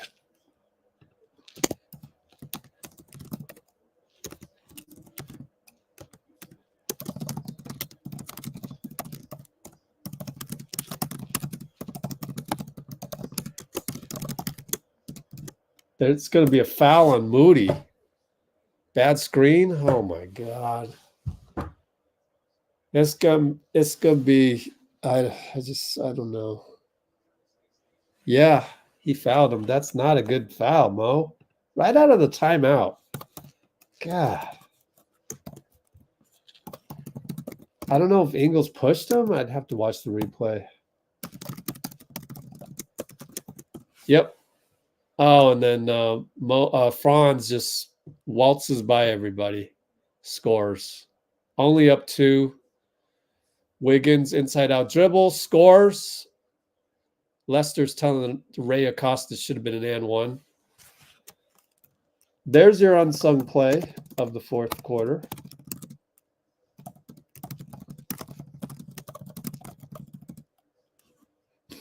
And they kick it to Ingles. Bricked it.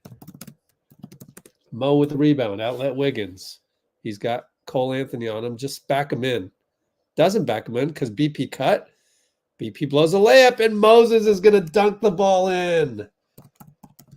We can't. That's not an unsung play, so unfortunately. Can BP make a layup, though? Jeez. Paolo against Klay. Moody gets a deflection again.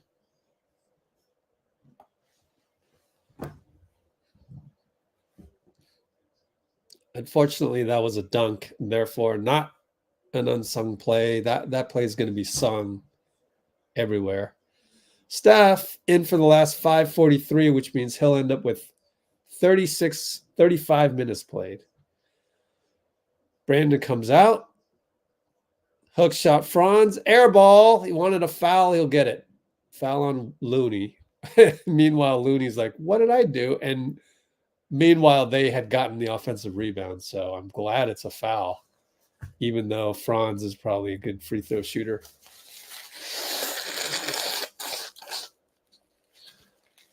The hot, cold weather here.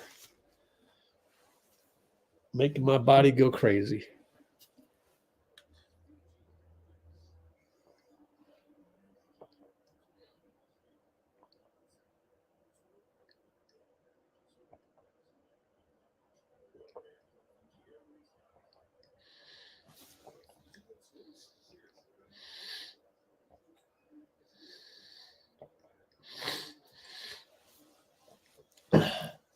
Bogus in the house, bogus apps, and welcome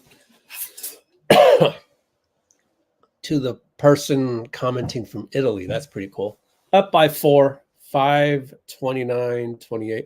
Oh, Wiggins, clear lane, no call, but Looney was right there because 2 guys went on Wiggins. So Wiggins getting downhill is saving us.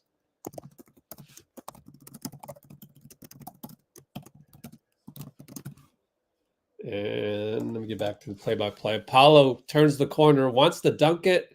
They're going to call a foul on Looney. Looney can't believe it. Well, go tell your coaching staff to review it then.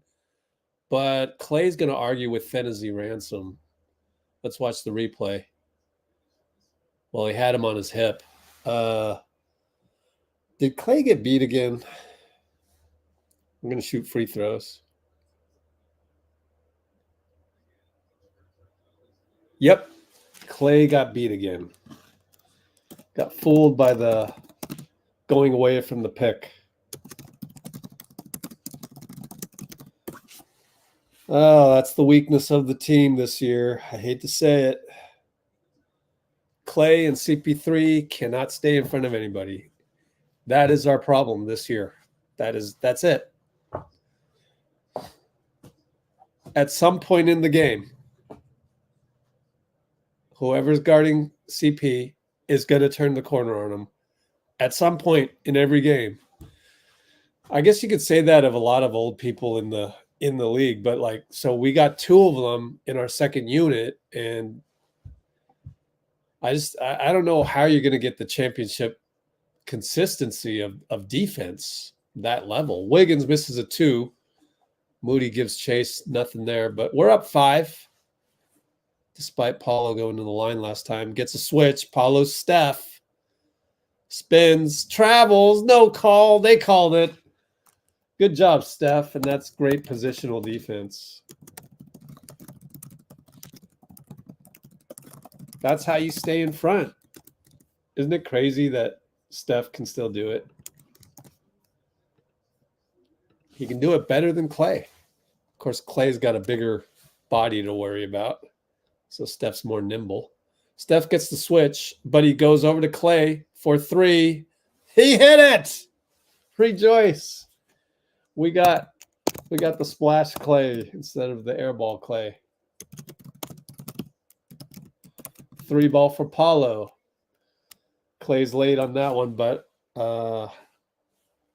what defense were we in right there? Because normally you would see Klay guarding Paolo. See if we were in anything. Oh, it was man. Yeah. And Wiggins goes downhill and 1. We're now back up 5. Him getting downhill is just so key tonight.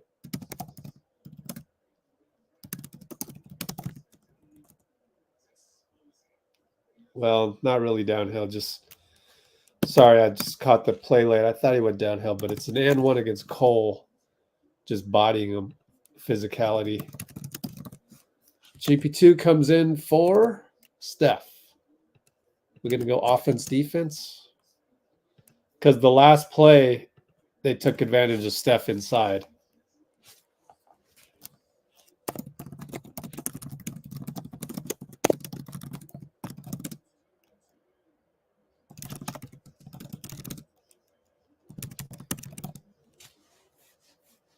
Yeah, I mean, without Draymond, that's kind of the problem. So anyway, Isaac, that's our, we got to protect an 8-point lead, and they were taking advantage of Steph. Franz Wagner scores past Wiggins. That doesn't help your take Steph out cause, though. So now you're bringing the ball up without Steph. Timeout. We had one to burn before the 3-minute mark anyways. So that was a good sub. Let me watch the replay on the drive by Franz. See what happened there. Trayce was guarding Franz and then got switched on to Klay and then got switched on to Wiggs. Just went right by Wiggs. Wiggs isn't the best point of attack guy. He's a recovery guy. The problem is that Franz is humongous. So you're recovering on a big guy, and that presents a problem sometimes.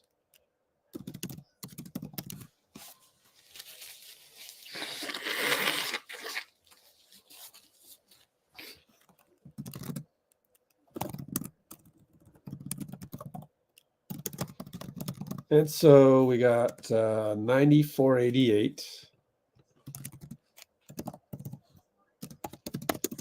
Only 3:29. You would have been at 2 timeouts with under 3 minutes anyways. So that was planned from the get-go.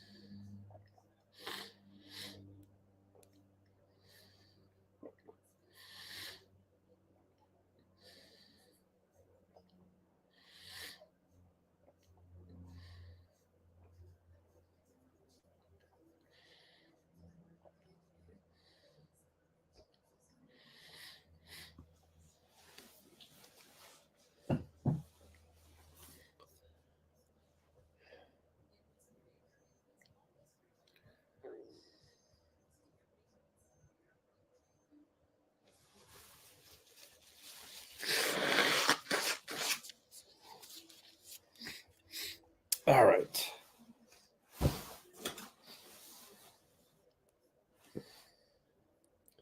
Man, the Rockets are only down 1? Sheesh. OKC. Wow. All right. So, yeah, Wiggins with 23 points, 5 rebounds, pretty good defense all night. 3 for 5 on threes. 4 for 5 from the line, which is better than usual. Totally needed him tonight. Pretty much scoring from everywhere. Push shot on the baseline even. All right, inbound. Klay to Trayce to hand off Steph. Pick and roll. Gets blocked by Paolo. What a block by Paolo. That was nice. Now they come racing down. 3 ball for Suggs. Oh, man. Oh, man. We're only up 3. Wiggins brings it up. Isaac is on him. GP2 pick and roll. Isaac stays with him. Good defense, Isaac, man. I want to keep... Dude, he looks good. Klay misses a 3. Oh, boy. I mean, he made the last one. Oh, boy. And it's Cole Anthony one-on-one Wiggins. Fades away, makes the shot. We're only up by 3. No, up by 1, my bad. This time they're late updating it. What the hell?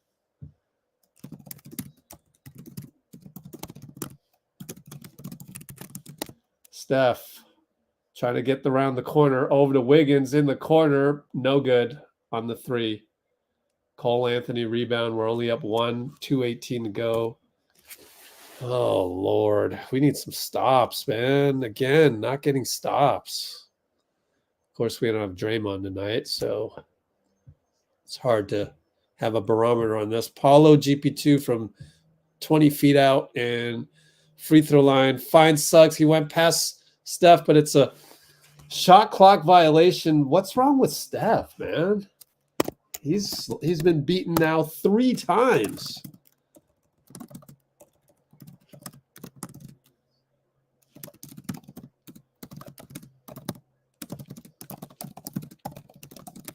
What a play. And Steph against Isaac. Finds Klay. Klay inside to Trayce. Trayce inside to GP2. Fakes a guy out and scores. Opposite hand. Franz Wagner is on the ground and holding. Nope, he's all right. What a finish by GP2. 3-ball Paolo over Trayce. No good. Wiggins rebound. Steph brings it up. Probes and brings it back out. We're up by 3, 119, 118, 117. He's got a switch by Franz. Trayce is there. And then slips the screen, and it's one-on-one. Steph, bye-bye, Franz. GOAT layup. Scoop Baker. The GOAT layup.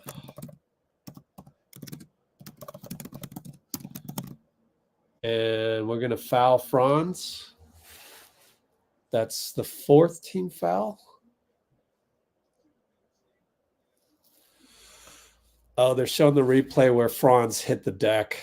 He got faked out by GP2 and slammed into the floor on the way down. Looks all right, though. Man, that dude is humongous. No, he doesn't look all right in the corner. Anyways, Paolo's up top with Klay. Switch to GP over to Franz. Franz gives it up. Cole against Klay. 6-5. Pretty good staying in front. Wow, Klay. Air ball. Klay comes through on defense. Shuts me up. Oh, my goodness. I can't even believe I saw that.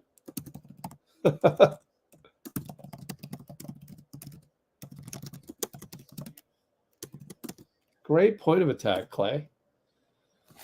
38 seconds left. Up by 5. Here's the dagger. Steph hits the dagger. One-on-one Suggs. Timeout Jamal. Gives him the night-night. Gives the Orlando crowd the night-night. Wow. BP joins in as well. Oh, sidestep 3 versus Suggs.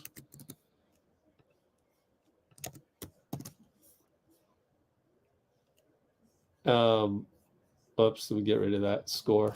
That's old. 193. 33.8 left.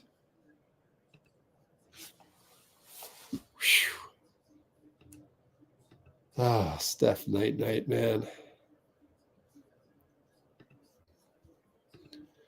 7 points in 33.8 would be very difficult to make up. Just mathematically. You need 3 possessions. It would be very, very difficult. So that's why Steph gave him the night-night, because it's going to take a miracle for the Magic to pull this one out.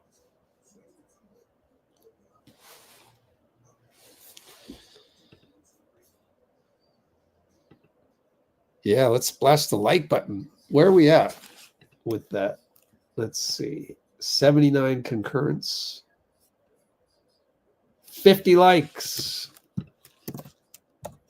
79 concurrents. 50 likes. Tap the like button now. Do it. It's so easy. Just do it. Do it real quick.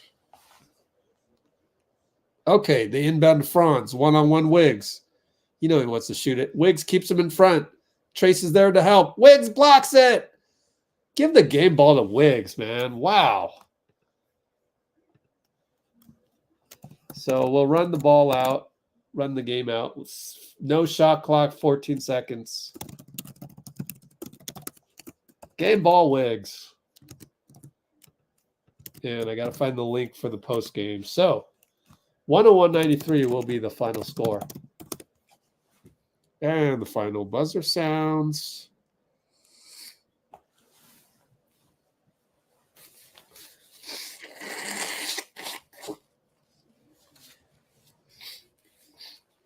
Will this wake up Wiggs for the rest of the season? Hopefully. Let's look for the link.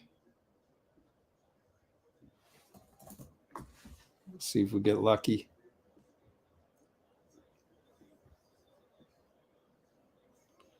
Oh, what do you know? We got it. Cool. Andrew Wiggins, game ball. How am I feeling? Relieved.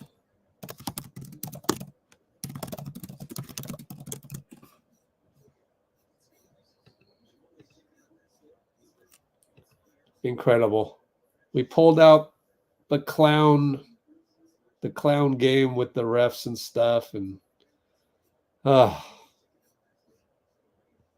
let's go Thunder. Wardell had a chair kick. I barely caught a little bit of it. I didn't know that he kicked the chair on that one. Yeah.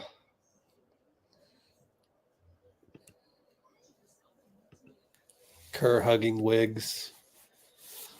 Oh. Escape from Orlando. Man. Hey, we just beat the Florida teams back to back. How's that?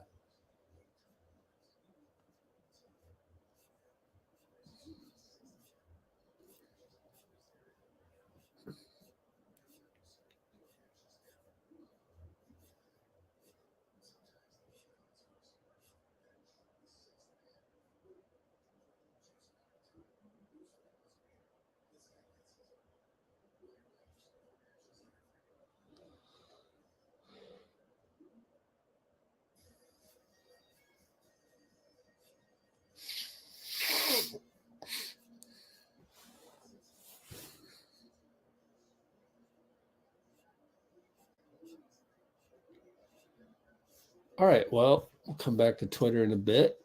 And meanwhile, we are simply waiting for Steve to take the podium, which will obviously take a little bit.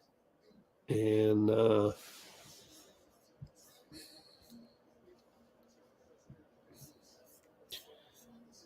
let's see.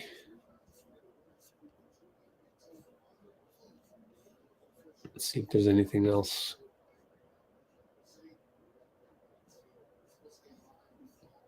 Andre with the night. Okay, Andre. What's up, Johnny Mac?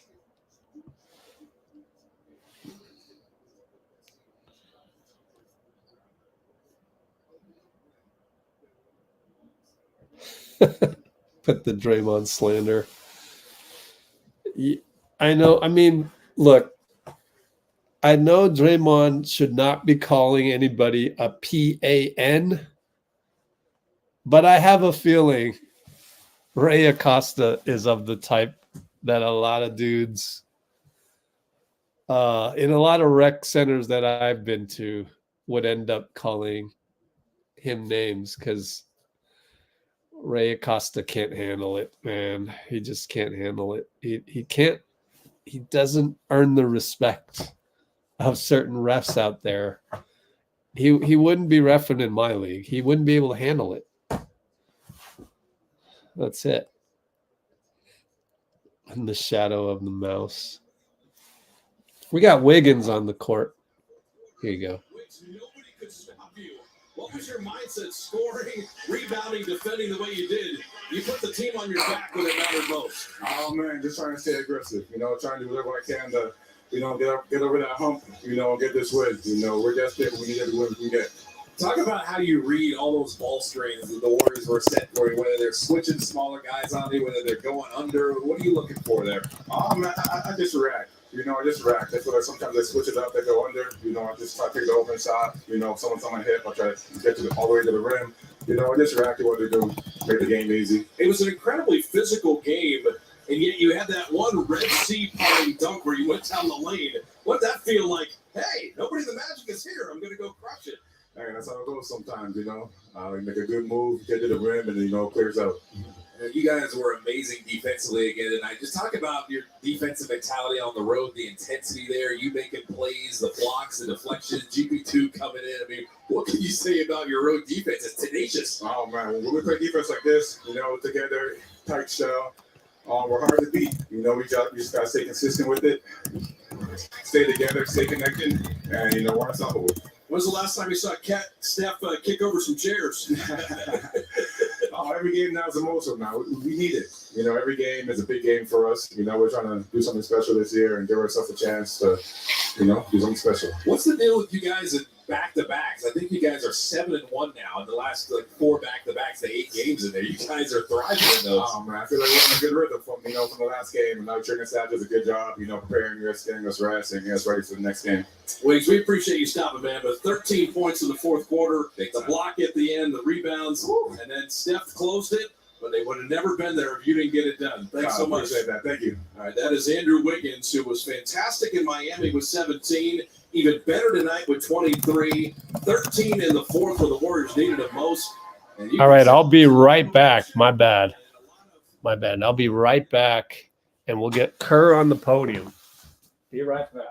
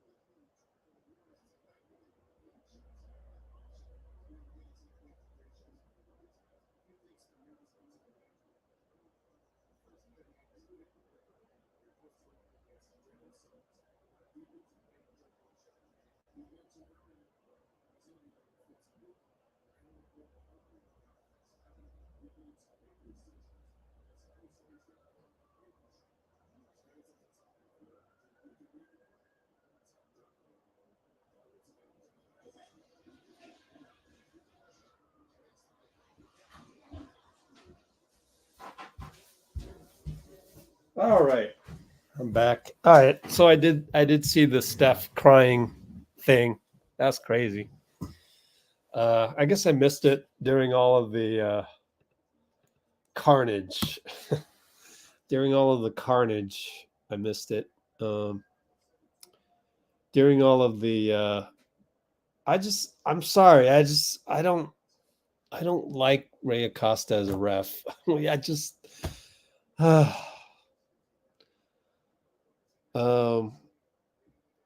So right, like I get that Draymond did call him a PAN. Okay, I get that. But like what caused them to call him that? Like, right? Like he must have done something to make Dre say that. Now Dre deserves the ejection. I get that. But that doesn't mean Ray Acosta's a good ref, right?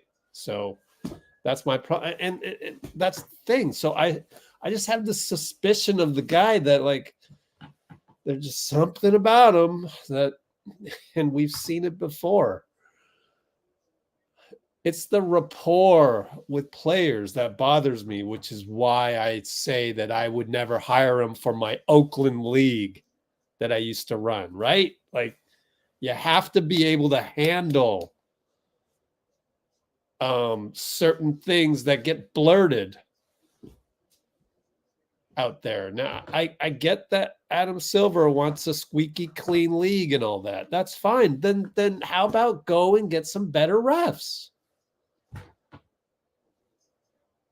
Unfortunately, we're going to see Ray Acosta. I mean, these guys are like tenured professors, you know. You can never get rid of them. Once they're in, they're in. And they have too many of them. You got 70 refs. What is it? 74, something like that. And tonight you have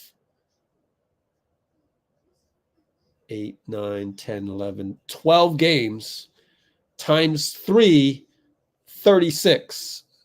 Yeah, you don't need 76 refs to cover. You know, we took a subset of 36 out of 76 or 74, whatever, 70 something. get better refs. We don't need to see guys getting ejected left and right. And it's not the thing that was the last thing that happened that is the cause of the ejection. It's the things, it's like the fourth or fifth thing before the last thing that was said. Like, what happened to make Dray say that you're a PAN? Because if we were to go to the Bushrod Rec Center, Willie Keys Rec Center, where I used to run games in Oakland, there had to be certain steps for anybody to call anybody a PAN in my gym. You know, like there are things that lead up to, I want to know what those things are. How can a dude lose so much respect for a ref that he would resort to calling you a PAN? Okay, so that's, I want to know. I need more information. We'll see. Get Steph up there on the podium, explain that. I'm sure Slater at least will ask that stuff. But that's the thing that I have problems with.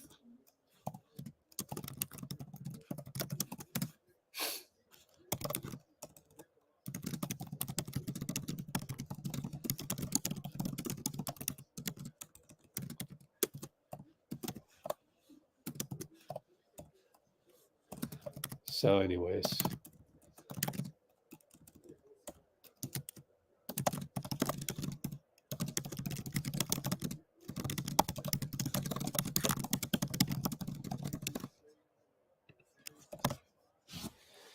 it's the failure of Adam Silver.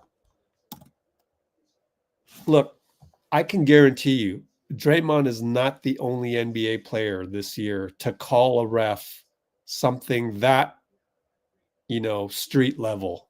Okay. Why isn't there more training to deal with that? I mean, if my refs that I hire for Oakland can handle it, why can't your refs? I'll tell you why. Because your refs have no experience with this. My refs actually do have experience with this. They ref in Oakland. And that's part of the thing that just drives me nuts, is that I look at some of these games and I go, you know, my guy Vinny, my ref, he was actually the MVP of San Francisco Pro-Am, so he's a baller. He used to be a baller eons ago.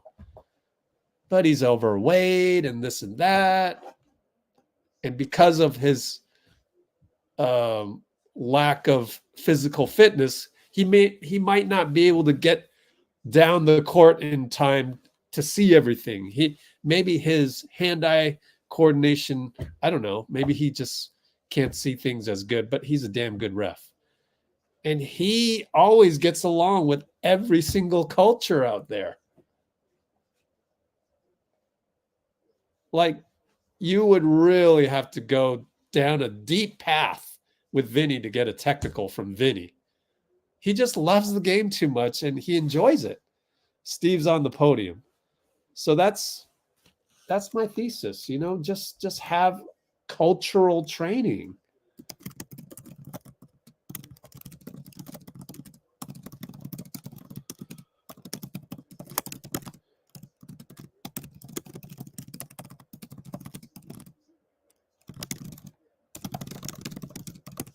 Anyways, let's go to Steve. Steve Kerr, post-game audio in its entirety. Thank you, Dina Gahn, for leading us to this point. Blazing the trail. Here it is.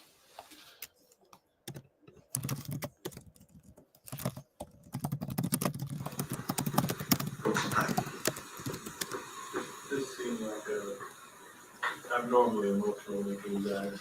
What would you say made it so? It was a gutsy effort, in tough circumstances, back to back, losing Draymond early. And the guys just competed for 48. And obviously we need every game we can get right now. So that's why everybody was pretty emotional. What do you think about the Draymond ejection? Yeah, too bad. It was unfortunate. He deserved it. He'll bounce back. I'm just proud of the guys for stepping up. Moses came off the bench, had a big game for us. Guy made a big three. Gary was fantastic. So we had guys step up, and that's what it takes. Particularly from Steph, this is kind of the emotions. I mean, from the moment Draymond got ejected, he was very emotional. The night came to the convention. Are there comments or comments from the game for Steph shows this kind of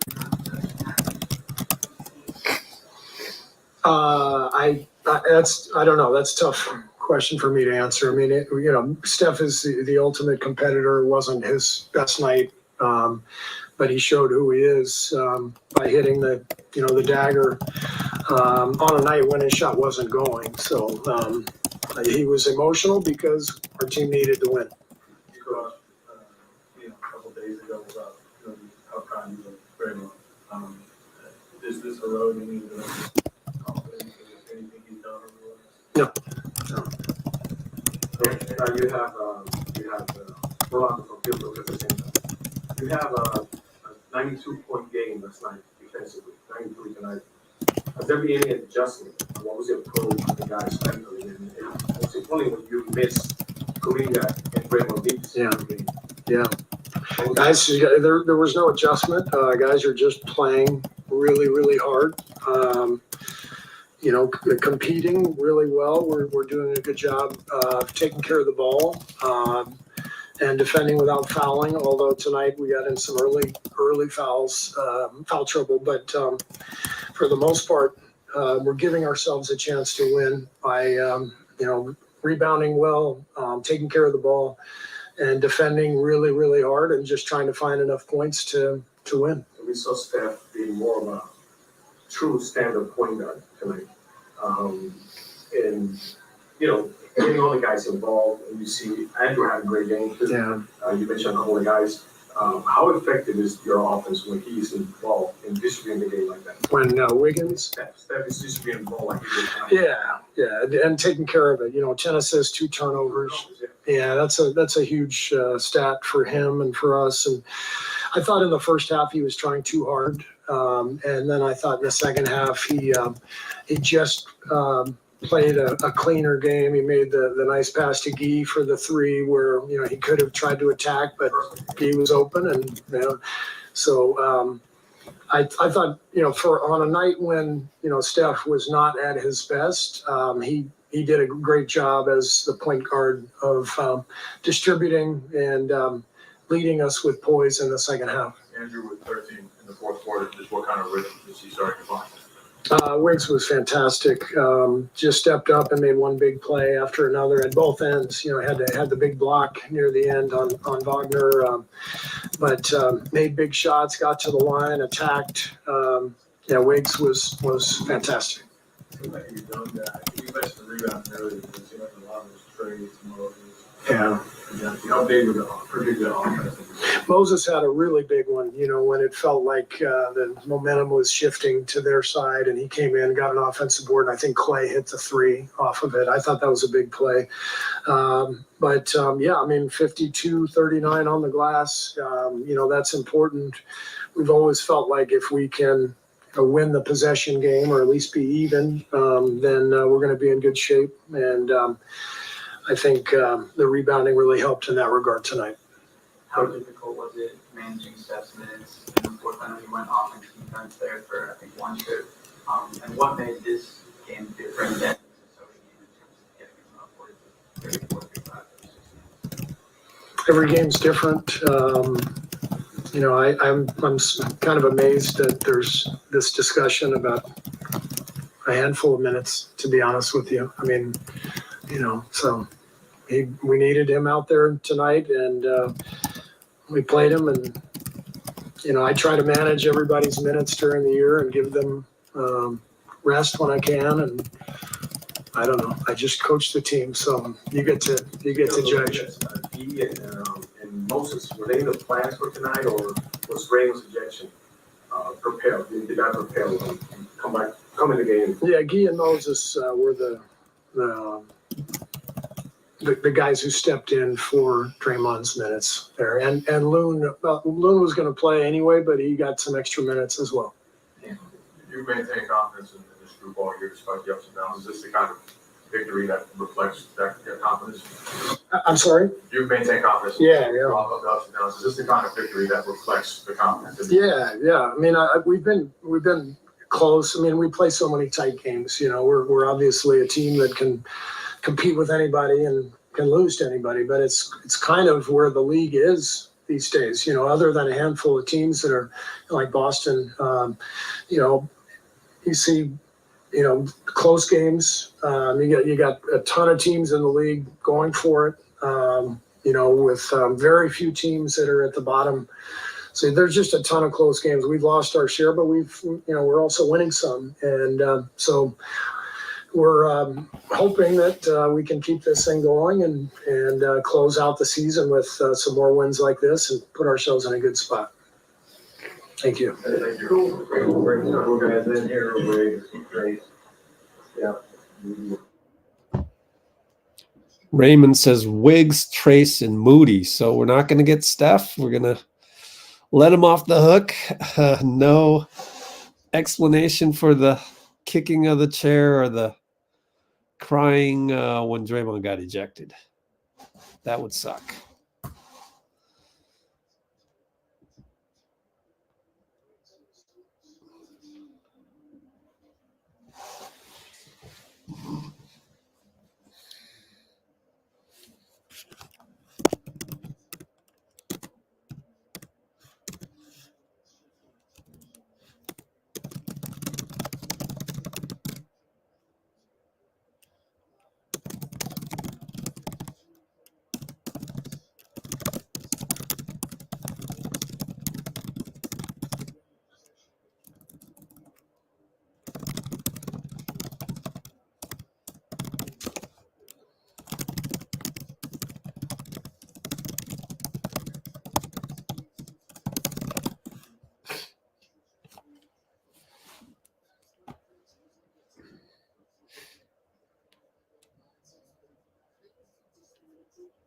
All right.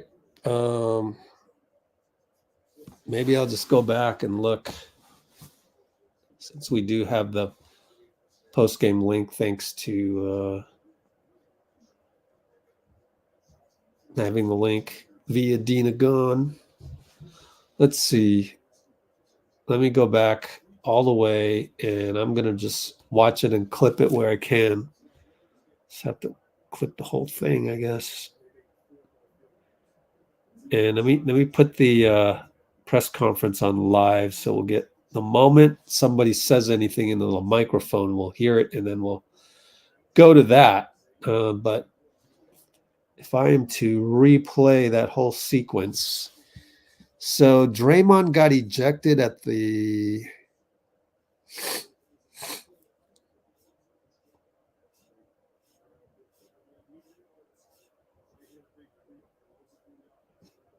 oh gosh, where is it in my notes? Pretty early, huh?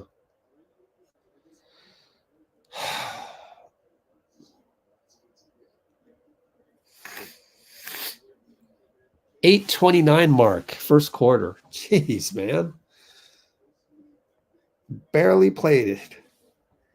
8:29 mark.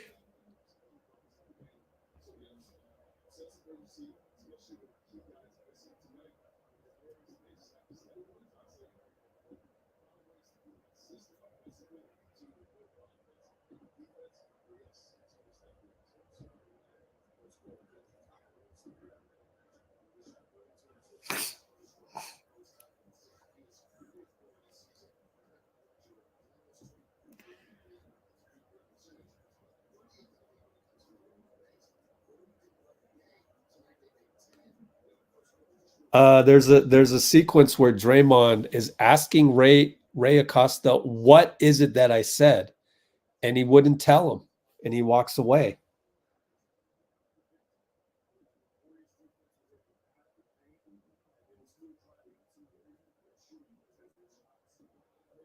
He was ejected before. Oh, my God. So John Dickinson's information is not correct. He was ejected already by the time he said the PAN. Let me show it to you guys. Well, JD's wrong. I'm sorry, JD. So I'm looking at the tape. Dray called Acosta a PAN after he was ejected. But let me double check that. Let me keep running the tape and make sure. I got to turn on the audio then. Let's see. Let's go back here. You'll hear the audio. Let's see. Field goal, the free throw, and a technical free throw. Draymond's got to be careful here. You're already down Kuminga. Well, Steph got 1T early. Steve just took a timeout. And you want to get away from Ray Acosta so this doesn't grow. You got multiple guys from the Warriors bench just coming over just to make sure Draymond doesn't go over the line here.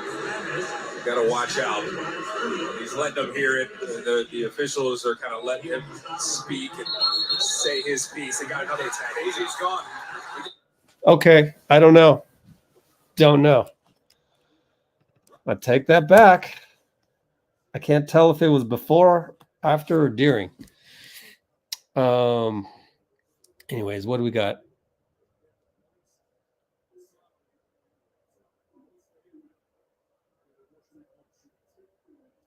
Acosta goes over and throws him out. Okay. He just got ejected. With 8:24 remaining. Huh.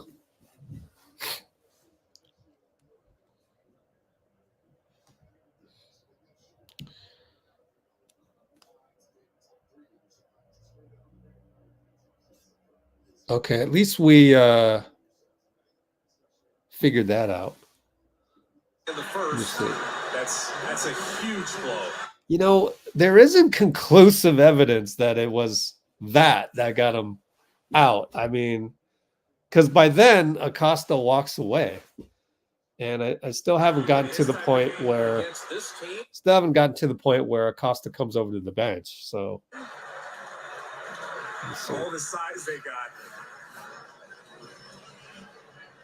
Steph was trying to calm him down along with some of the other Warriors, but to no avail. So Steve takes time. Draymond's been ejected. Where was the part where Acosta went over to the bench?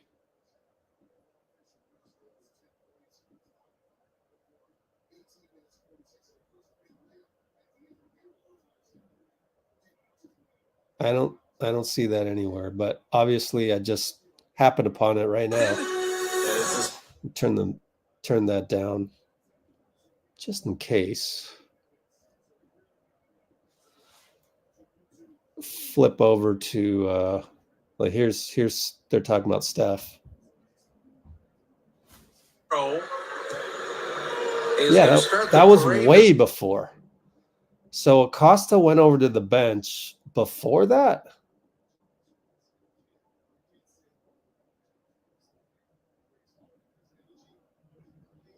Let's see. That's not bad defense, but it's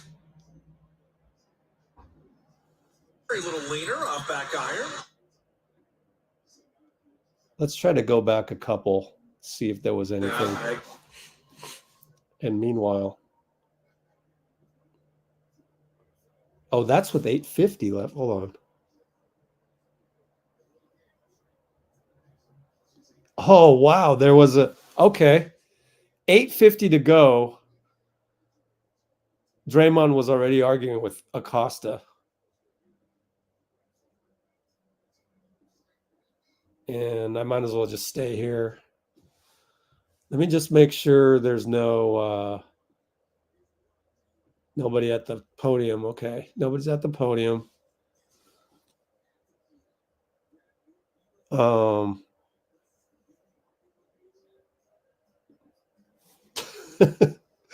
Paolo falls down, foul call. Let's clip that one. Good Lord.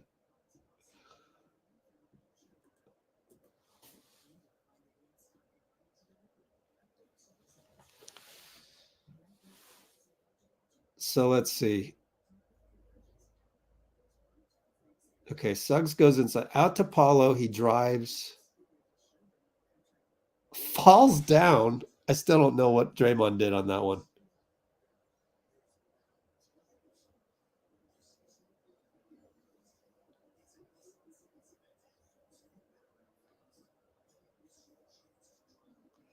Draymond says that's bullshit, walks away to the Warriors bench and takes out his energy on somebody on the Warriors bench in terms of what the hell kind of call was that? So let me go back and pause the action there.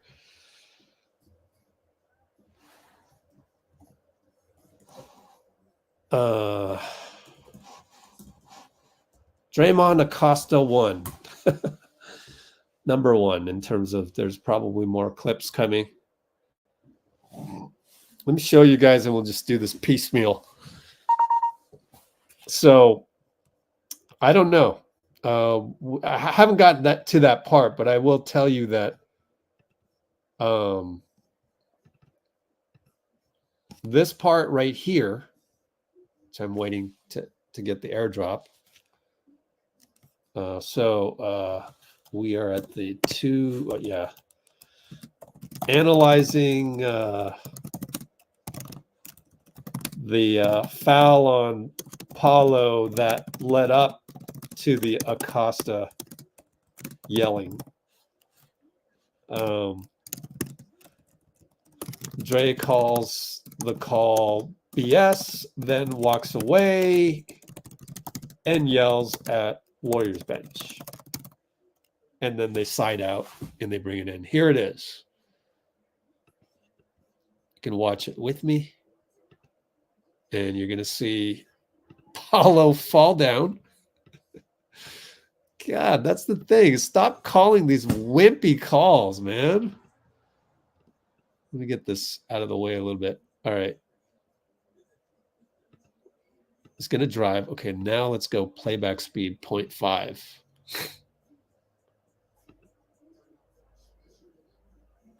He falls down. Acosta's going to call a trip. He's going to call a trip. You'll see it right here. Calls it. Let me go back to full speed. And let's do this. And you'll see him call a trip, okay? Right there. Tripping call, right? So first of all, is this even a trip? I mean, come on, man. He drives. Dre's foot is in red. You can't miss it. There's no tripping. There's absolutely no tripping going on there. In fact, I think Paolo nearly, I guess Trayce Jackson-Davis is at the podium. It looked like Paolo nearly sprained his own ankle. You know, sometimes you land funny. Oh my God, dude. All right. Let's go to Trayce, assuming it is Trayce at the podium. I don't know why it would be. Oh, press conference has ended. Weird. Huh. Let me ask Dean Agon. Yeah. Press conference ended. Yep. All right. Then we got to go back to, can I duplicate that window? Oh, let's see if I can go back to this and have two instances.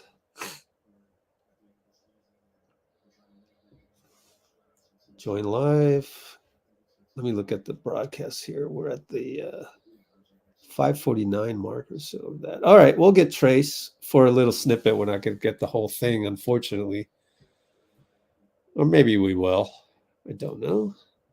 But here's Trayce as you chew on that non-call. That was a call by Ray Acosta, which that's why we don't like Ray Acosta. Making those calls, man. Okay. It's a shooting slump for everyone. So 50% for TJD. Really good game, though. Really good game. Well, let's hear from TJD. He's talking to the media right now. It's emotional, but that's just part of the game. I feel like afterwards, we reeled ourselves back in. We went on that run, and our team defense was really, really good during that stretch. I think rebounding 39. I'm supposed to that aspect. Yeah, limiting them to only one basket or one possession, and then trying to steal a few possessions of our own. The greatest pointer is a kick-out three from a rebound, and so getting a few of those at that were key for us.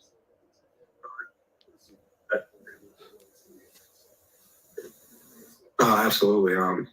He had energy. He was engaged, and then when he gets to that level, I've seen it a few times this year, but obviously when you're in crunch time, when we're at the end of the season and we're trying to win every game, fight and scratch, and so seeing him do it now at 36 is crazy. Yeah, I was right next to him. It's just energy. We know that you have shown your IQ, the basketball IQ report so far. But can you take us through the process of how do you prepare yourself to play with such great legendary players and being so young and they trust you in important situations? What goes through your mind? What have you done throughout the season? Prepare for that. Just talking to them. I think that's the biggest thing. Learning what they like on the floor, and then communicating. Yeah, I think that's the biggest piece for me. And then watching film. When I was out, when I wasn't playing as much, seeing their tendencies, what they would like to do, and stuff of that nature. When you get in the game, just applying it. I think having Loon and Draymond as mentors has really helped me as well. And just learn from them and try to go out there and do what they do. All right, after the game. Okay, a little bit of Trayce right there. See if we can get all of it later. And meanwhile, let me keep going and try and locate more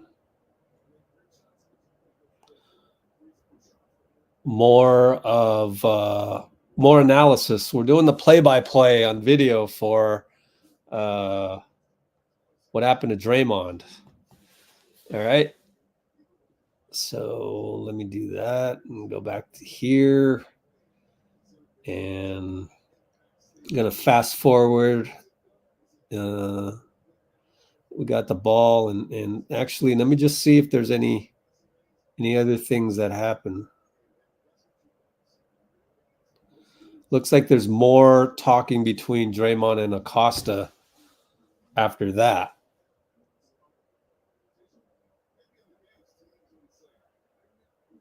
Wow, just the good defense call a foul.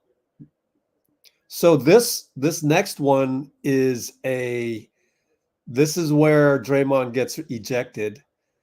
This next one is a drive by Paolo again on Wiggins. It looks like good defense, and they call it a foul on Wiggins, and we're going to get Moody at the podium. Let's go to Moody at the podium real quick before we go to there.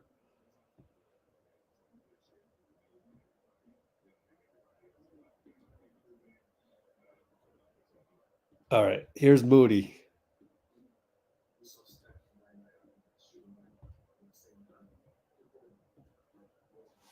Him play that he didn't play well. Now, he may miss or make shots on a given night, but the energy, the effort, he's in the right place on offense and defense. I don't really think he goes out and really doesn't play well. Never looks overwhelmed, right? No, he's solid, really consistent, really consistent. No doubt about that. He's so consistent. He's at the podium right now.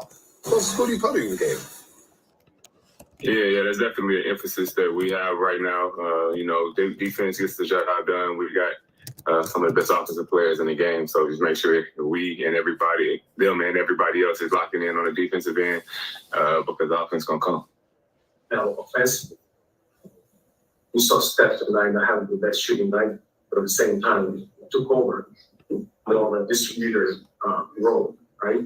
How much confidence you get from Steph when he started distributing the ball, and even in Klay? You know, how much they trust him. Yeah, I mean, for one, that just shows how amazing of a player he is. You know, as a shooter, sometimes shots don't fall, but to be able to still have so much control over the game, even with the fear of his shot, and then even knocking down the shot at the end, it says a lot about the player that he is. But yeah, it does show trust and confidence in me and other guys when they do take that approach and move the ball around, and we get the job done that way. Wiggs had a great game. That's who really took over in the fourth.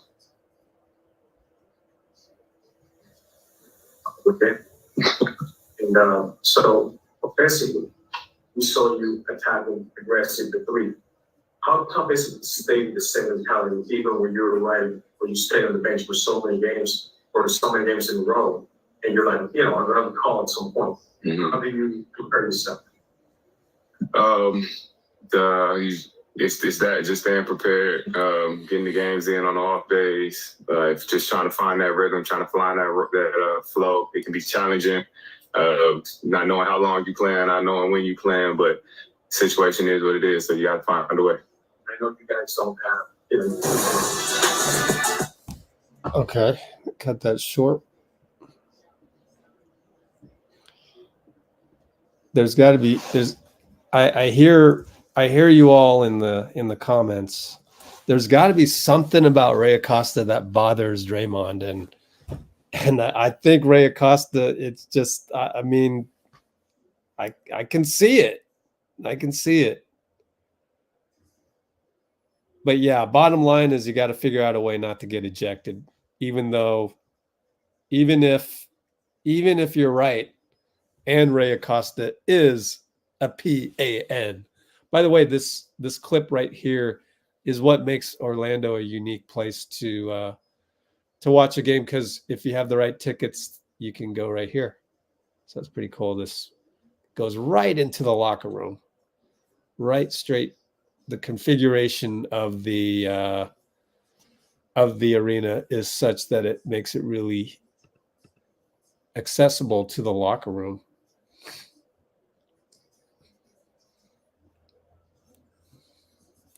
And night. Yeah, I would normally be like right here filming it, right at the end of it, right here. I would be behind Michael Thompson. Anyway, let's see. Okay, so a lot of other stuff going on over there. Let me keep going on my analysis of what happened, because I'm right there. And this is where Draymond gets ejected. It's another terrible call. I don't know if Ray Acosta made the call or not, so let me take a look.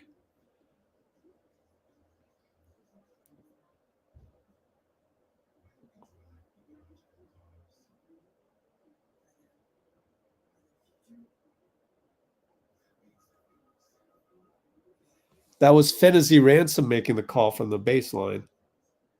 But Draymond's already... I think part of it is when he goes to technical and he points at Draymond.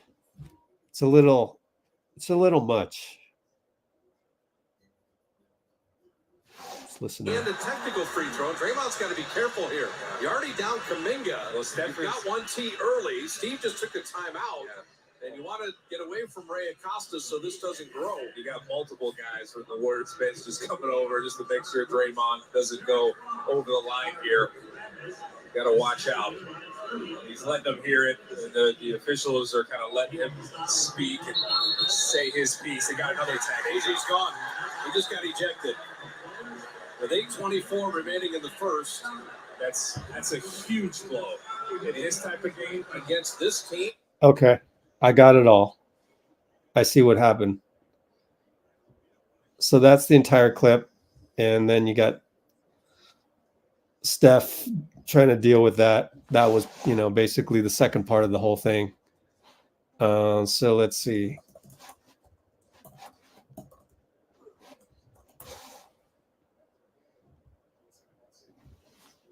So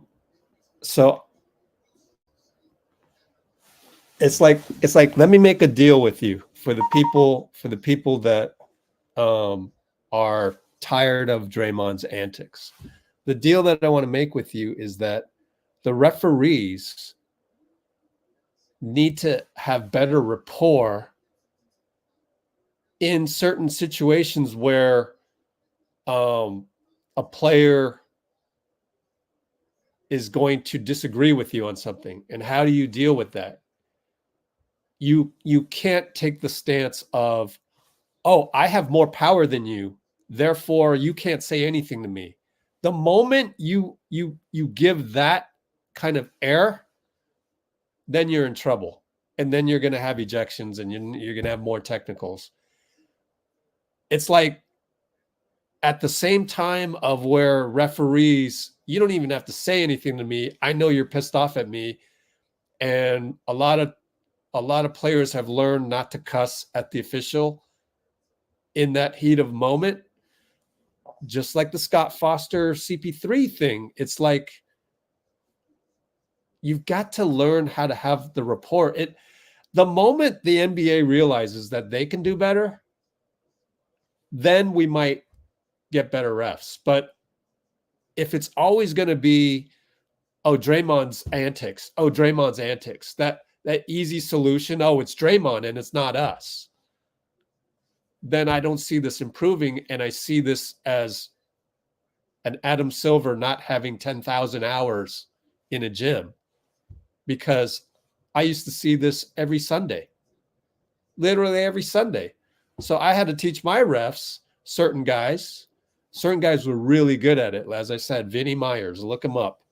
Vince Myers, San Francisco Pro-Am, former MVP. He got it and he loves the game. Number 2, he loves the game. Number 3, he utilizes that. Anytime there's a controversial call that he made, he would always tell the guy, he'd go and he'd call him by his first name. First of all, he would learn everybody's names. Shouldn't be hard in the NBA. And secondly, he would go, hey, this is what I saw. And if there was more contention, he would diffuse the situation. And I do think that's the job of the ref, because the basketball player is busy playing basketball. So I'm very disappointed by Adam Silver. Like, this isn't all on Draymond. And I'm going to show you why. You're going to see right here. I'm going to show you. So,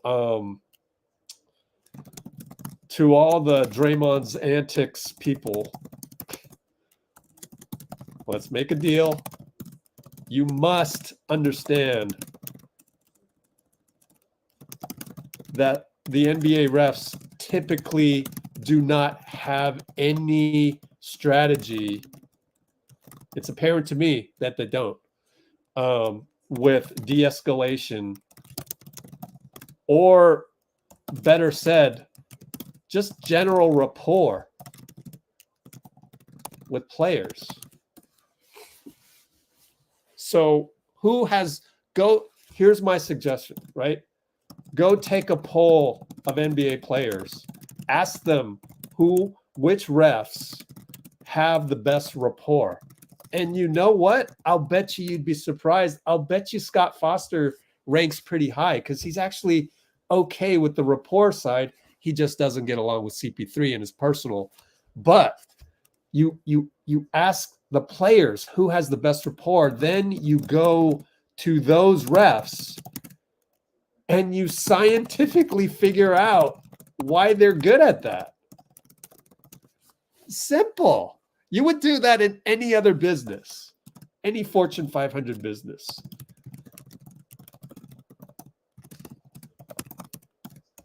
It's literally called best practices, because I have experience at Fortune 500 companies, and then I got tired of all that, nonsense, but they call that business processes and they call that best practices. Every corporation calls it that. So now that I've encouraged some of you guys to consider the other side of the coin, And yes, it is more likely that, you probably do need experience being frustrated with the ref's call, which happens all the time, every gym, every day of every week across the world. And yet we still get these referees who don't know how to handle it. And there's way more referees out there who are qualified. You just don't know what you're doing, Adam Silver. You don't know what you don't know. That's the problem with Adam Silver.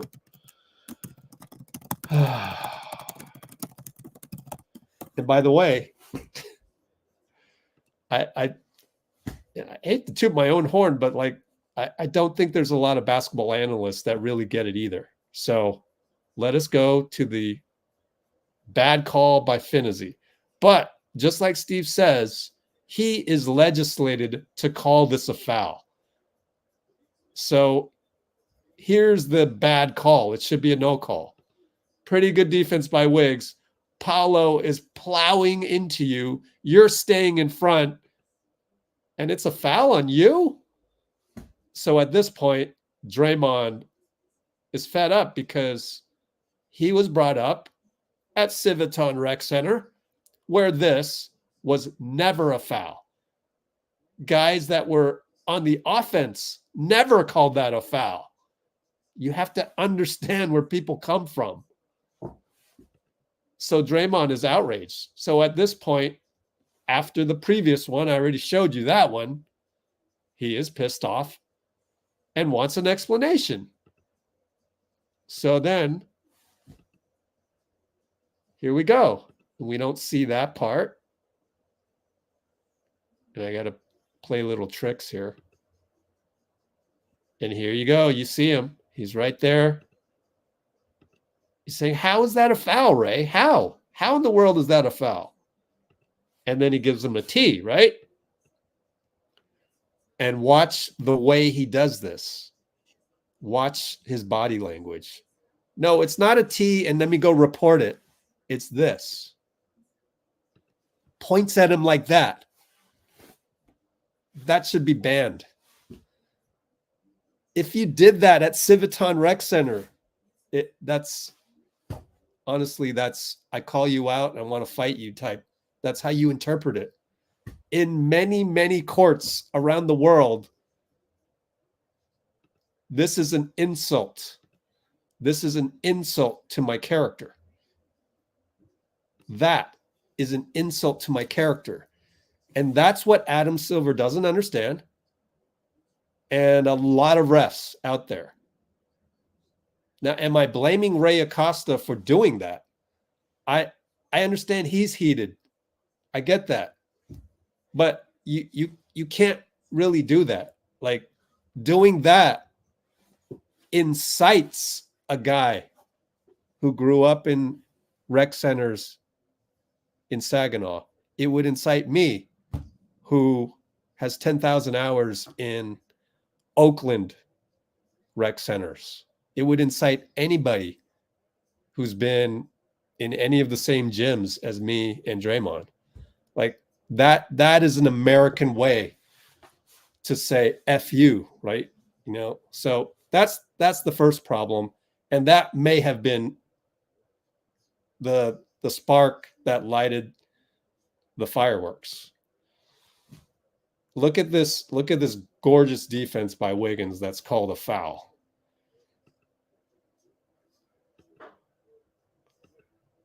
I guess I paused it at that point. I mean, how is that a foul? But anyways, Draymond went and argued to the wrong guy. I don't know why he went to Ray Acosta, because he didn't make the call. But then again, and he's not even the lead official. That's Mitchell Ervin. So at this point, Draymond goes, what did I say? What did I say that made you give me the T? What did I say? What did you think I said? And he doesn't answer him. He doesn't answer him because he doesn't know how to handle the situation. He just doesn't know. I could get Vinny Myers in there right now to explain and calm Draymond down, because that's how good of a ref my guy was. But Ray Acosta has no such skills. He doesn't know how to deal with this. And then he is going to tell Draymond to walk away. So watch this. Okay, I got to do some manipulating here.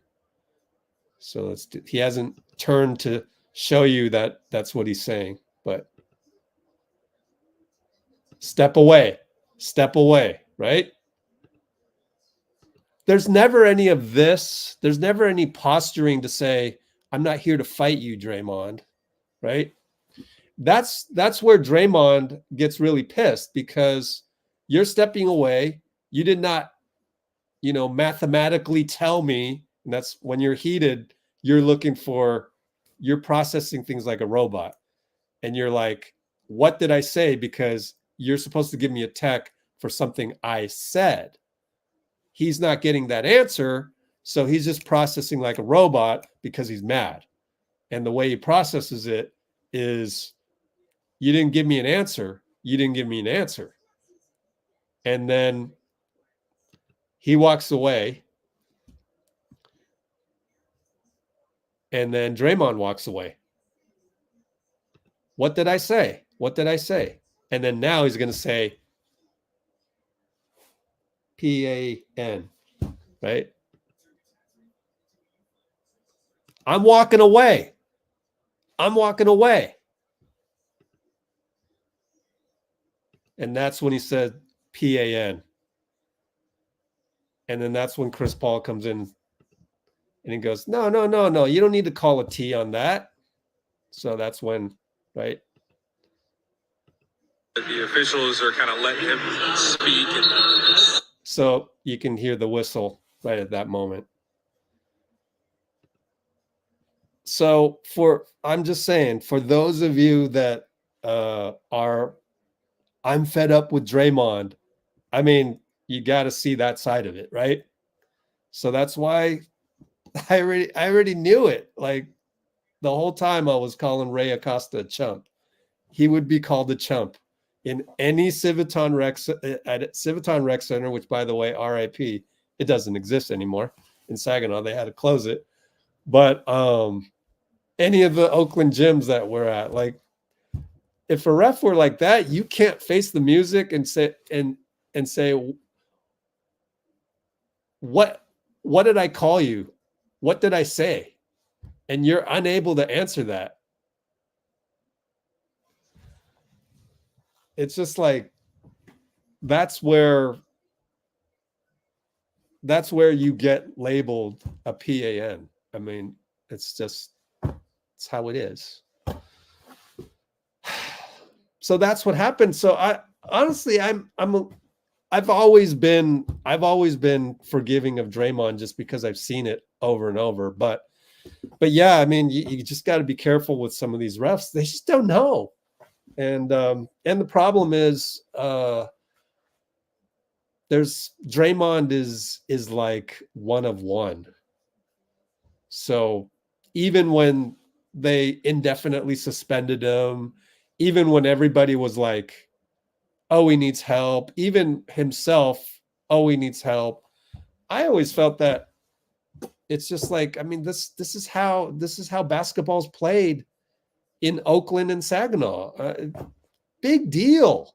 Like, now granted, the flailing arm on Nurkic actually hurt Nurkic. The headlock on Gobert was way too long, and it was very vindictive to Gobert. Like, oh, here's my chance to show Gobert how it's, not done in France. And of course the punch on Jordan Poole. But I mean, like, some of these like antics, it's like, I mean, it happens once in a while, but I just think there's got to be more of collaboration as to how to minimize this. So yeah, I don't know. But at the end of the day, Draymond's in the minority. So when you're in the minority, then you have to adjust to the majority.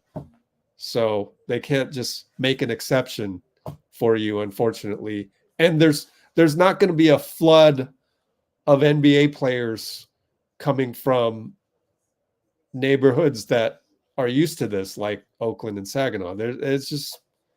It's a rarity. So you're a rarity, Draymond, and it's made you who you are. And so now you have to go and have all those talks with everybody. And you know what? Next time you're just going to have to literally walk away from it earlier on.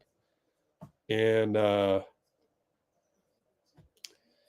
so I do think at the end of the day, it's on Draymond. But I'm not all outraged about it and like, oh, Draymond is a problem and all of that. Just pick your fights better.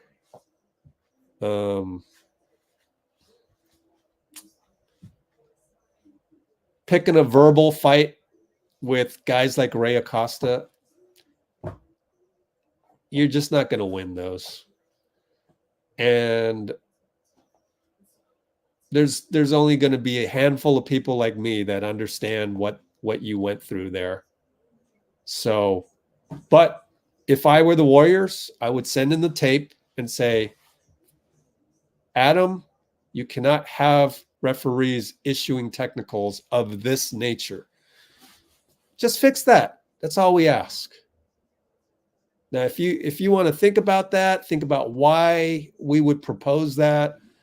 It's not an excuse for Draymond. It's just something that we mutually want these conflicts to be minimized, right? So can you please have Ray Acosta not do that anymore? Can you guys consider that that's not the best thing to do when issuing a technical to any player? Just balance it out a little bit. Like, understand that this didn't just come out of the blue. Like there were some reasons. And oh, by the way, you do need to change your rule book because those were not fouls. Both of those were not fouls. And thank goodness we won the game. But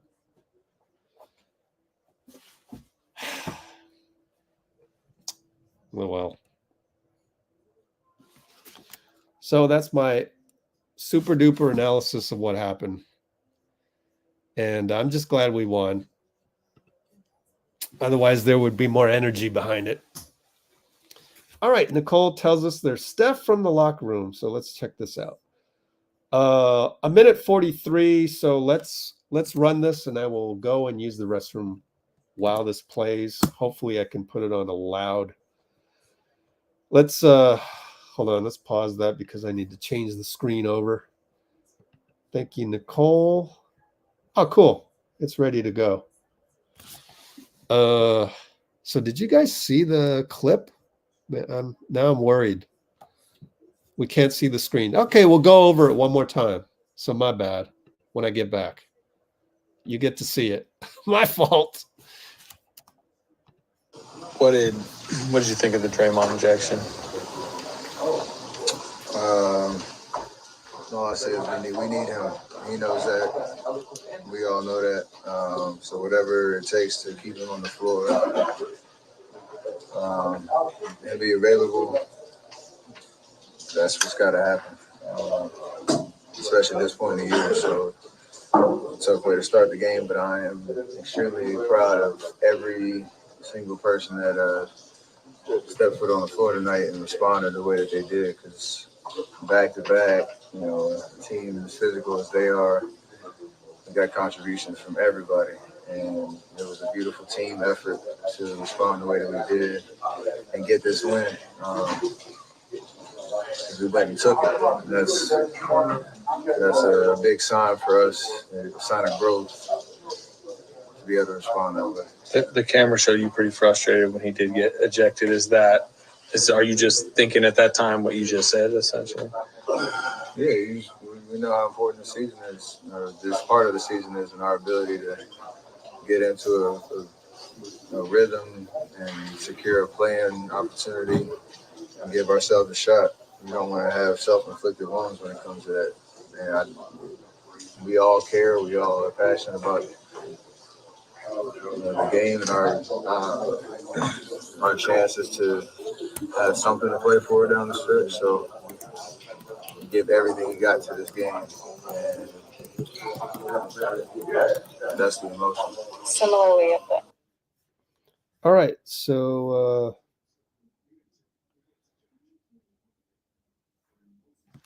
what is this?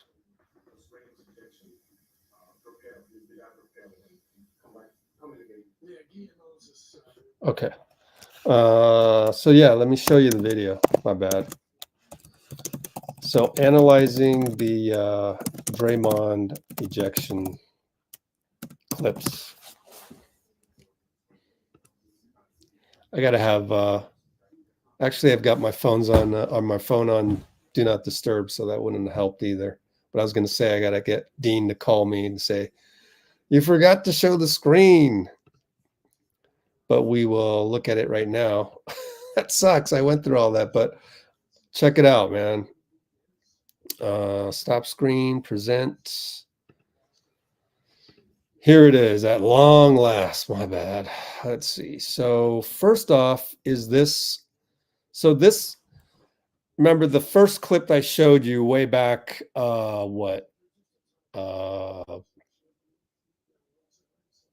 2:45. So that was more than half an hour ago. We had Paolo trip and fall, and it was not a trip on Draymond, but that's what Acosta called.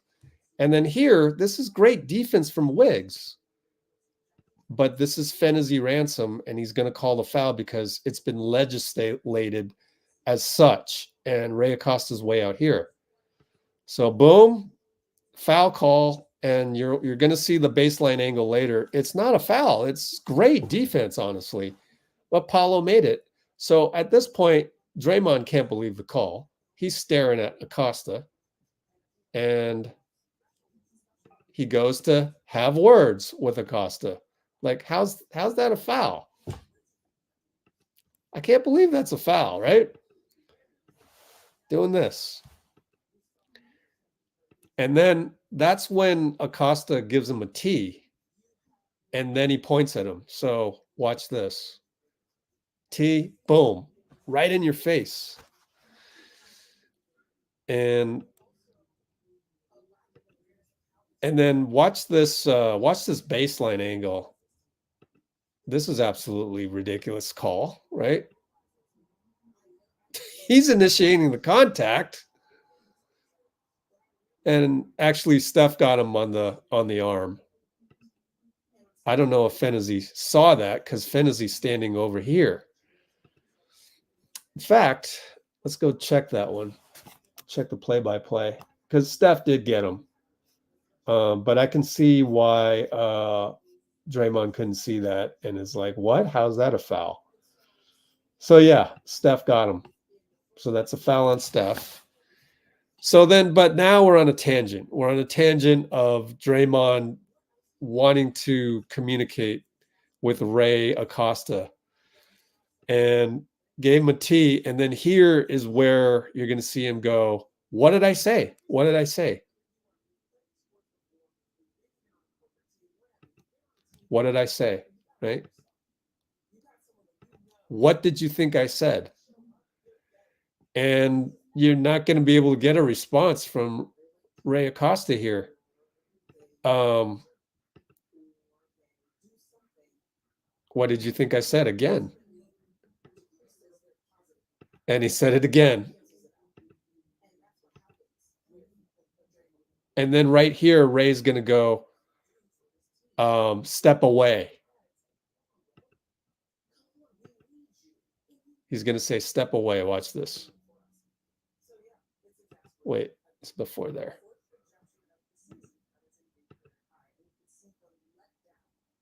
Step away right there. So you'll see Ray say, step away.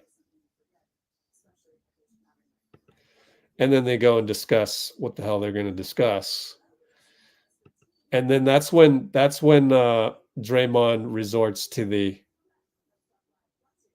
I am walking away and you're a PAN because you can't take my confrontation. So here we go. I'm walking away. I'm walking away. And he says the passive aggressive thing, which is calling him the PAN, walking away. And then if you turn on the sound, that's when he gets the technical. Kind of let him speak. And that's when Chris Paul comes over. So then they come and report it and say, you're ejected. And then that's it. He's gone. And he says bullshit. That's bullshit on the way out. So that's what happened. Would have been better if I had the screen up for you when it was time. How are the other games going? Where's Houston? Wow. 4.7 tied up. Did they get anybody else on the podium? Speaking of the Warriors. So Steph, a minute 43 over there. Oh, what's this? Free basketball. All right, they went to overtime. Oh, barely missed it.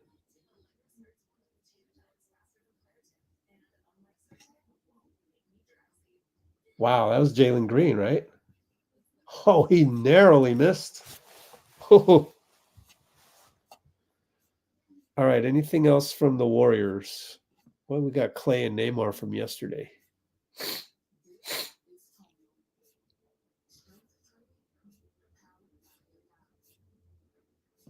Yep, we just saw this one from Slater.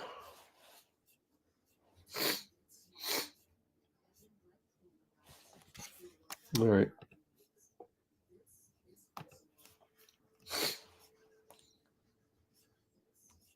Wow, Rockets went 8-0 down the stretch. Oh, gee, I wonder what happened here.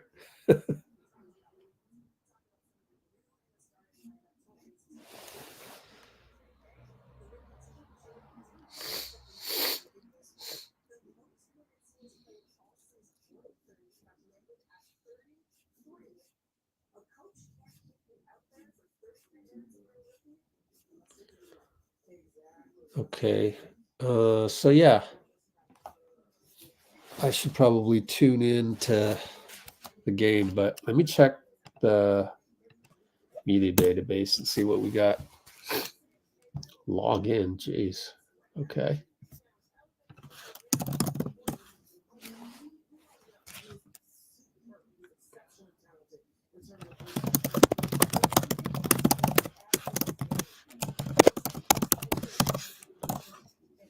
Oh, might want to do unsung play of the game while we still have people on here. Okay, let's see. Nope, I don't think we got anything yet. Let's see here.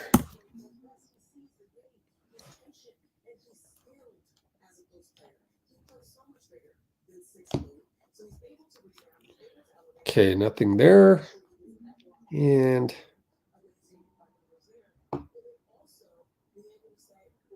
Trayce only talked for 2.5 minutes. Is that all they got? Let's look at SoundCloud. Let's see who else they got. Nothing. Okay, nothing there. All right, let's watch some OKC basketball here.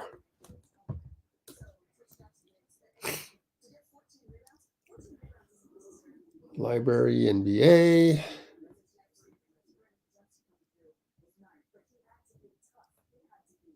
It's not on right now, so it's being played on local TV somewhere. Let me do the old Stream East.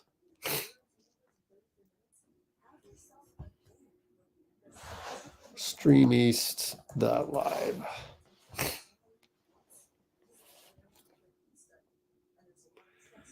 OKC against the Thunder. Click at all those windows. OKC down by 6. Oh, gosh. But they get a block on Dylan Brooks. Wow. Giddy down the lane, scores. I don't know if you're with me on that one, but OKC down by 4, 3:24 to go. Man, are the Rockets really this good?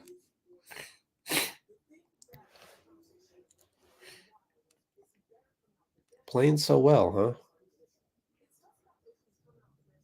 Dylan Brooks over to Fred. Wow, Fred turned the corner. Open 3 ball. Wow. Is that Thompson? No, that's Jabari Smith. Hits a 3. Wow. OKC down 7 under 3 minutes. Jalen Williams. Giddy in the corner. Nope. Goes over to Lou Dort. Oh, and Jalen Williams got a putback. OKC only down by 5. What a game. Exciting game. Better played than our game tonight.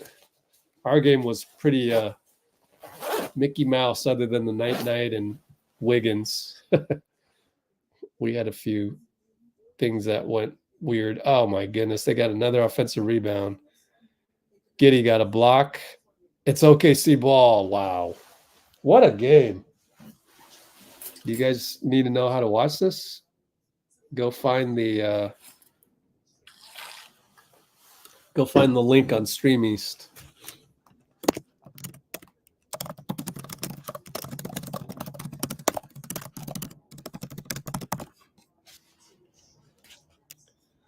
All right, what's this link from Nicole? Let's see. I can't click on it. What's up with that? I can't click on it. I don't know why. There we go. It finally worked. Oh, yeah, we saw that earlier.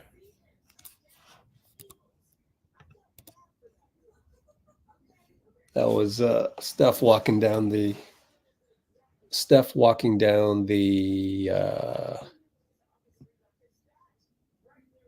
tunnel.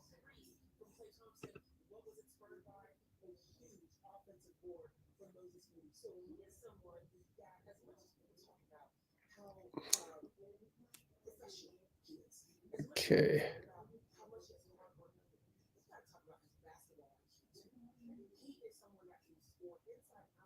Okay. Let's look at some unsung plays.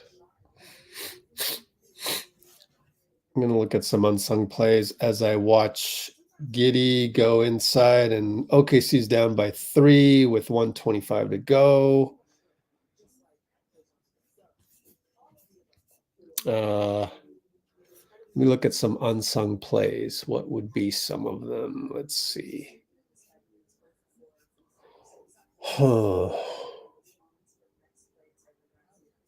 Wiggs in and out dribble, layup downhill. It broke a string of buckets by the Orlando Magic. In fact, let's look it up. 6:29 to go. In the fourth, that was 6:29 in the fourth.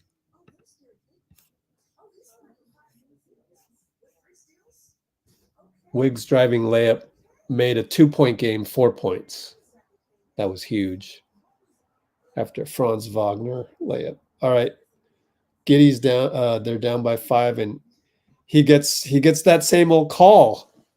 Let me initiate the contact on it. I'll get the whistle for some strange reason. All right. So we got one unsung play is Wiggins making it 84-80. The other one was the Moses Moody offensive rebound.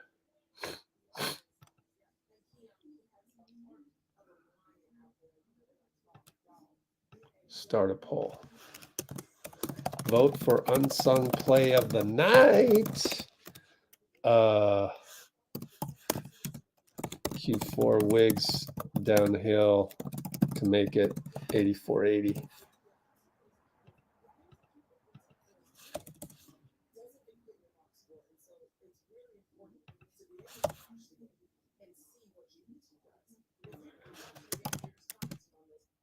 Mo offensive rebound. Kick out Klay 3.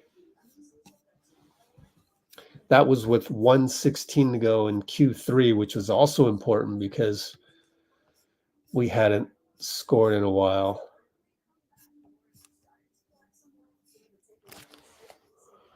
(68-62).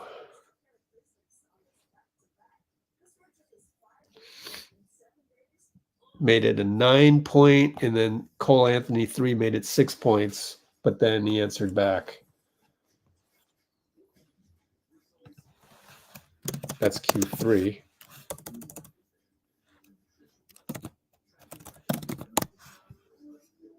And let's see. Meanwhile, in OKC's down by 4 with 13.5 seconds. That sucks for us.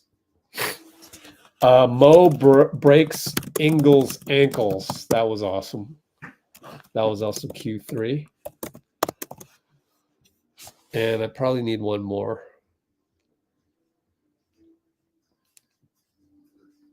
Anybody else got an unsung play somewhere? Need one more. GP2 Superman block. Yep. I like that one. This is going to be a tough one. I like all of these. That's a good one. Any objections? Check your comments. Gary Block, Arbel says as well as Dean. Ooh, Steph talked about Andrew Wiggins. We'll take a look at that right now. Okay, start poll, guys. Boom. Please vote for unsung play of the game.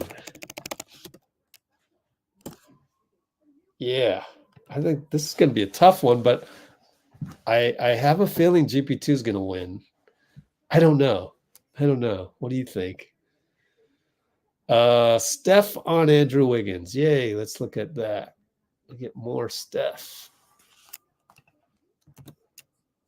How long is that one? Let's go here. Let's go here and here. Anthony Slater, thank you for the videos. Hyping him up because he took over that entire fourth quarter and ran pretty much the whole offense through him, and he just made play after play. And like I said, just that way the season's going. Maybe it's just the way that you kind of see, you're back against the wall kind of vibe. I don't know how many people would have picked us in this type of game, on a back-to-back kind of setting down, a starter, two starters, JK and Draymond. And we found a way to, fight it to the end and get a win. So letting it all out. How much do you need this Wiggins regularly? It's no secret. We talk about it all the time. It's a different element and a level for this team when he's playing like that.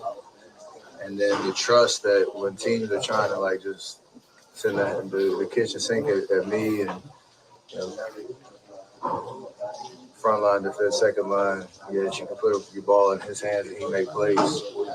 He won us the game tonight, plain and simple. And just proud of the way that he took that challenge on. That was assertive, aggressive. Whether he makes or misses shots, I could care less. It's just the ability for him to just be aggressive and take the shots that he knows he can take, put the pressure on the rim. He's knocking out threes, like everything. He had the whole bag working tonight. Steph, we saw you taking more. Ah, too bad we don't have more of it. Let me check the SoundCloud to see if anybody got the audio of stuff, because that would be good. Nope, I don't see it. Meanwhile, let me copy these. Wiggs in his eyes and his height. Get more Anthony Slater here. Throw that up on our Discord so I have it later. Let's see.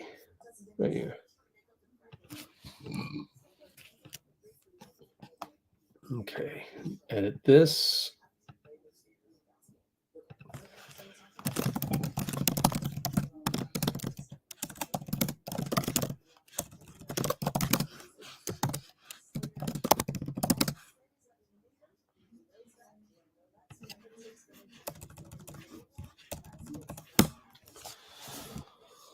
Okay.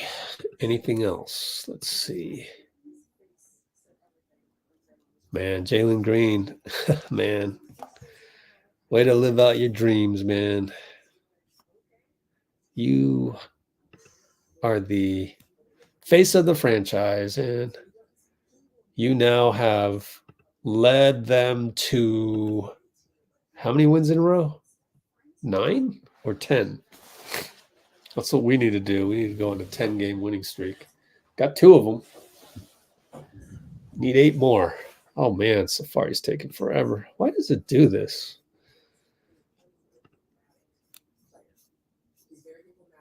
Okay, let's see. Houston has won 10 straight. Jeez. Here they come. What a rousing success for them, considering the free agent moves that were like, everybody went kind of like, meh. I did. Dylan Brooks, Fred VanVleet. All right. Man, I guess it's working.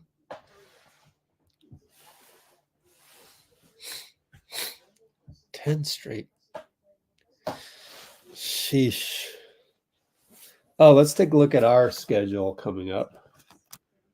NBA.com Warriors schedule. When do we face Houston? Oh, right here. Oh, man. Thursday, April 4th. Udoka deserves credit for sure.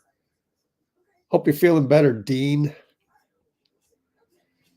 Charlotte, San Antonio, Dallas. That would be so sweet to get revenge on Dallas and Houston. What's our record against Houston? I heard that we had the tiebreaker against them, but how many games is that? Like we're 2-1 or what against them? Let's look at the Steph game log to find the Houston games. 1. Oh, we beat them 3 times. So they're actually an extra game behind us if we have the tiebreaker. Okay, yeah. So we're 2-0, and it can't get any worse than 2-1. So we have the tiebreaker. And that means Houston is actually, really same number of games. They're really 2 games behind us. Luckily, man, of all the tiebreakers that we needed, it's that one.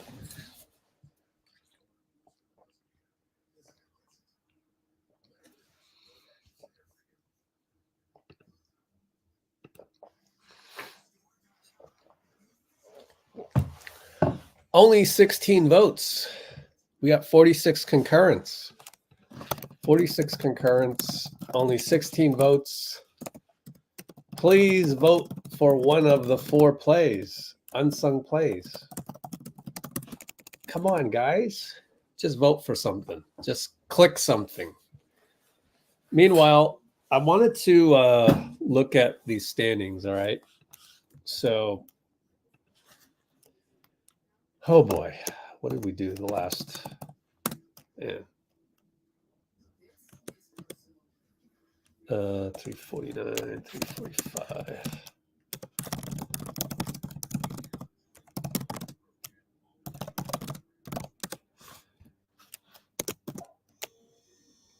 What was I going to say?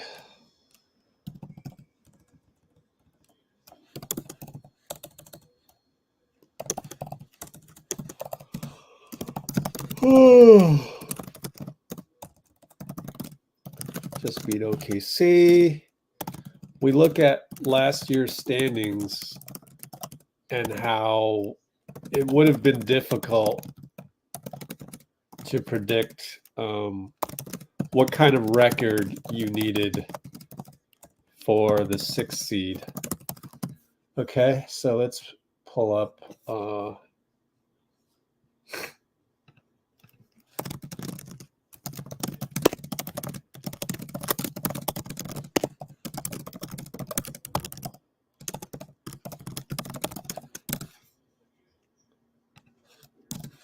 Okay, so here I need NBA standings for last year. So here are the standings for last year. And we were 6 games over. I thought we were 4. My bad. We were 6 games over 500. This year, 14. Oh, my goodness. Oh, my goodness. They're 9-1 in their last 10. Jeez. This year is 14. Last year, it was us at 6 games over 500. This year, today, Dallas at 6th is 14 games over 500. So last year, you know, you kind of look at this and you go, yeah, if we got Chris Paul, we could beat the Lakers in game 6, force a game 7, and we're probably 6 games or better over 500. Well, welcome to the new NBA, because a lot of these teams play so fast, and the regular season is just so difficult to win games in, that you kind of get in this situation where you're going to have to go 14 games over 500. So knowing that, do you tweak the roster for next season to be able to go 14 over 500? Or do you tweak it to win the last game you should have won, but you lost? Which will, I mean, for us, it'll either be, I mean, you would just assume that we're going to be better than Houston, but then what do you need in the regular season? And we you know, we'll have to get into a 7-game series over here for us to weigh what we would need to get over the hump, whatever hump that may be. So is the hump going to be simply the regular season? Or is it going to be like, or is it both? Or is it, you know, can certain players solve both? Or, you know, you could, if you were geared more towards the regular season, then you could lean more towards youth. Whereas if you're leaning more towards the playoffs, then you lean more towards veterans, such as Chris Paul for last year. So last offseason, we weren't thinking that we needed to get legs for the 82-game regular season. But this year we might, depending on what happens. So that's just something that I wanted to throw out there. Should be interesting. It's your right. Yeah.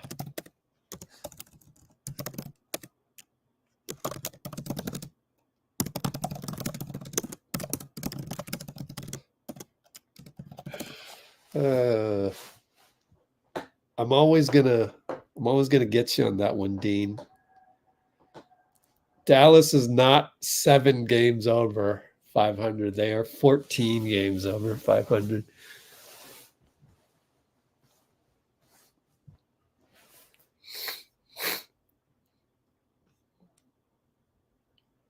Huh. We have an accent here. That's interesting. Okay, how many votes do we have? Because I'm ready to go. 500 is 4. What? Oh gosh. 25 votes.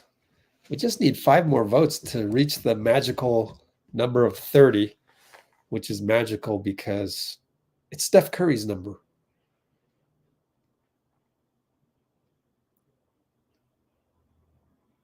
Man, I don't see any Moses Moody videos anywhere for his post game, unfortunately.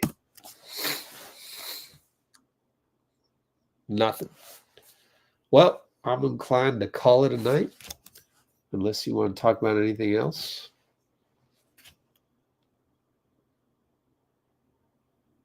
They're +6.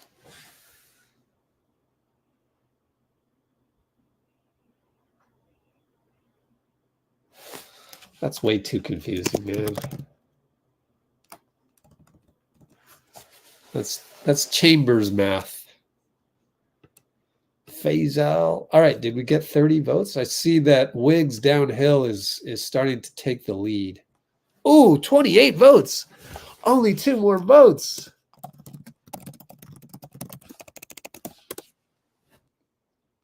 Got to get 2 more votes. Let's go, guys. What do I do? Refresh?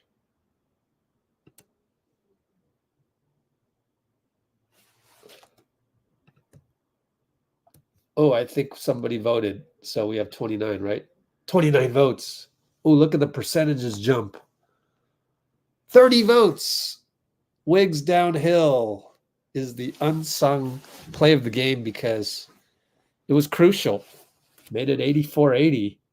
And what was the final score? Because that was important. Final score was 101-93. Wow, we outscored them 17-7. That's pretty good. Thanks for voting. We actually got 32 votes. Man, that was a critical downhill layup by Wiggins. I tip my hat. Oh, it keeps going 47-48. Let's see, who else? GP2 Superman block is a strong second place, and then Mo gets 3rd and 4th. All right, so time to do next live. It's Friday in 2 days. Wow, it's already Wednesday, March. Man, we're almost done with March. That was quick. March 29th. We are in Charlotte, GSW at Charlotte. And I do believe it's a 4 o'clock, or is it 4:30? Is this the schedule? Yeah. 4 o'clock. Pacific Daylight Time. Which means it's time for Just Us. Let me get rid of this. Just Us time.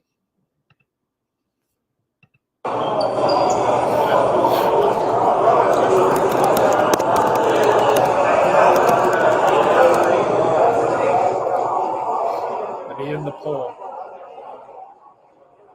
So there you have it. The poll.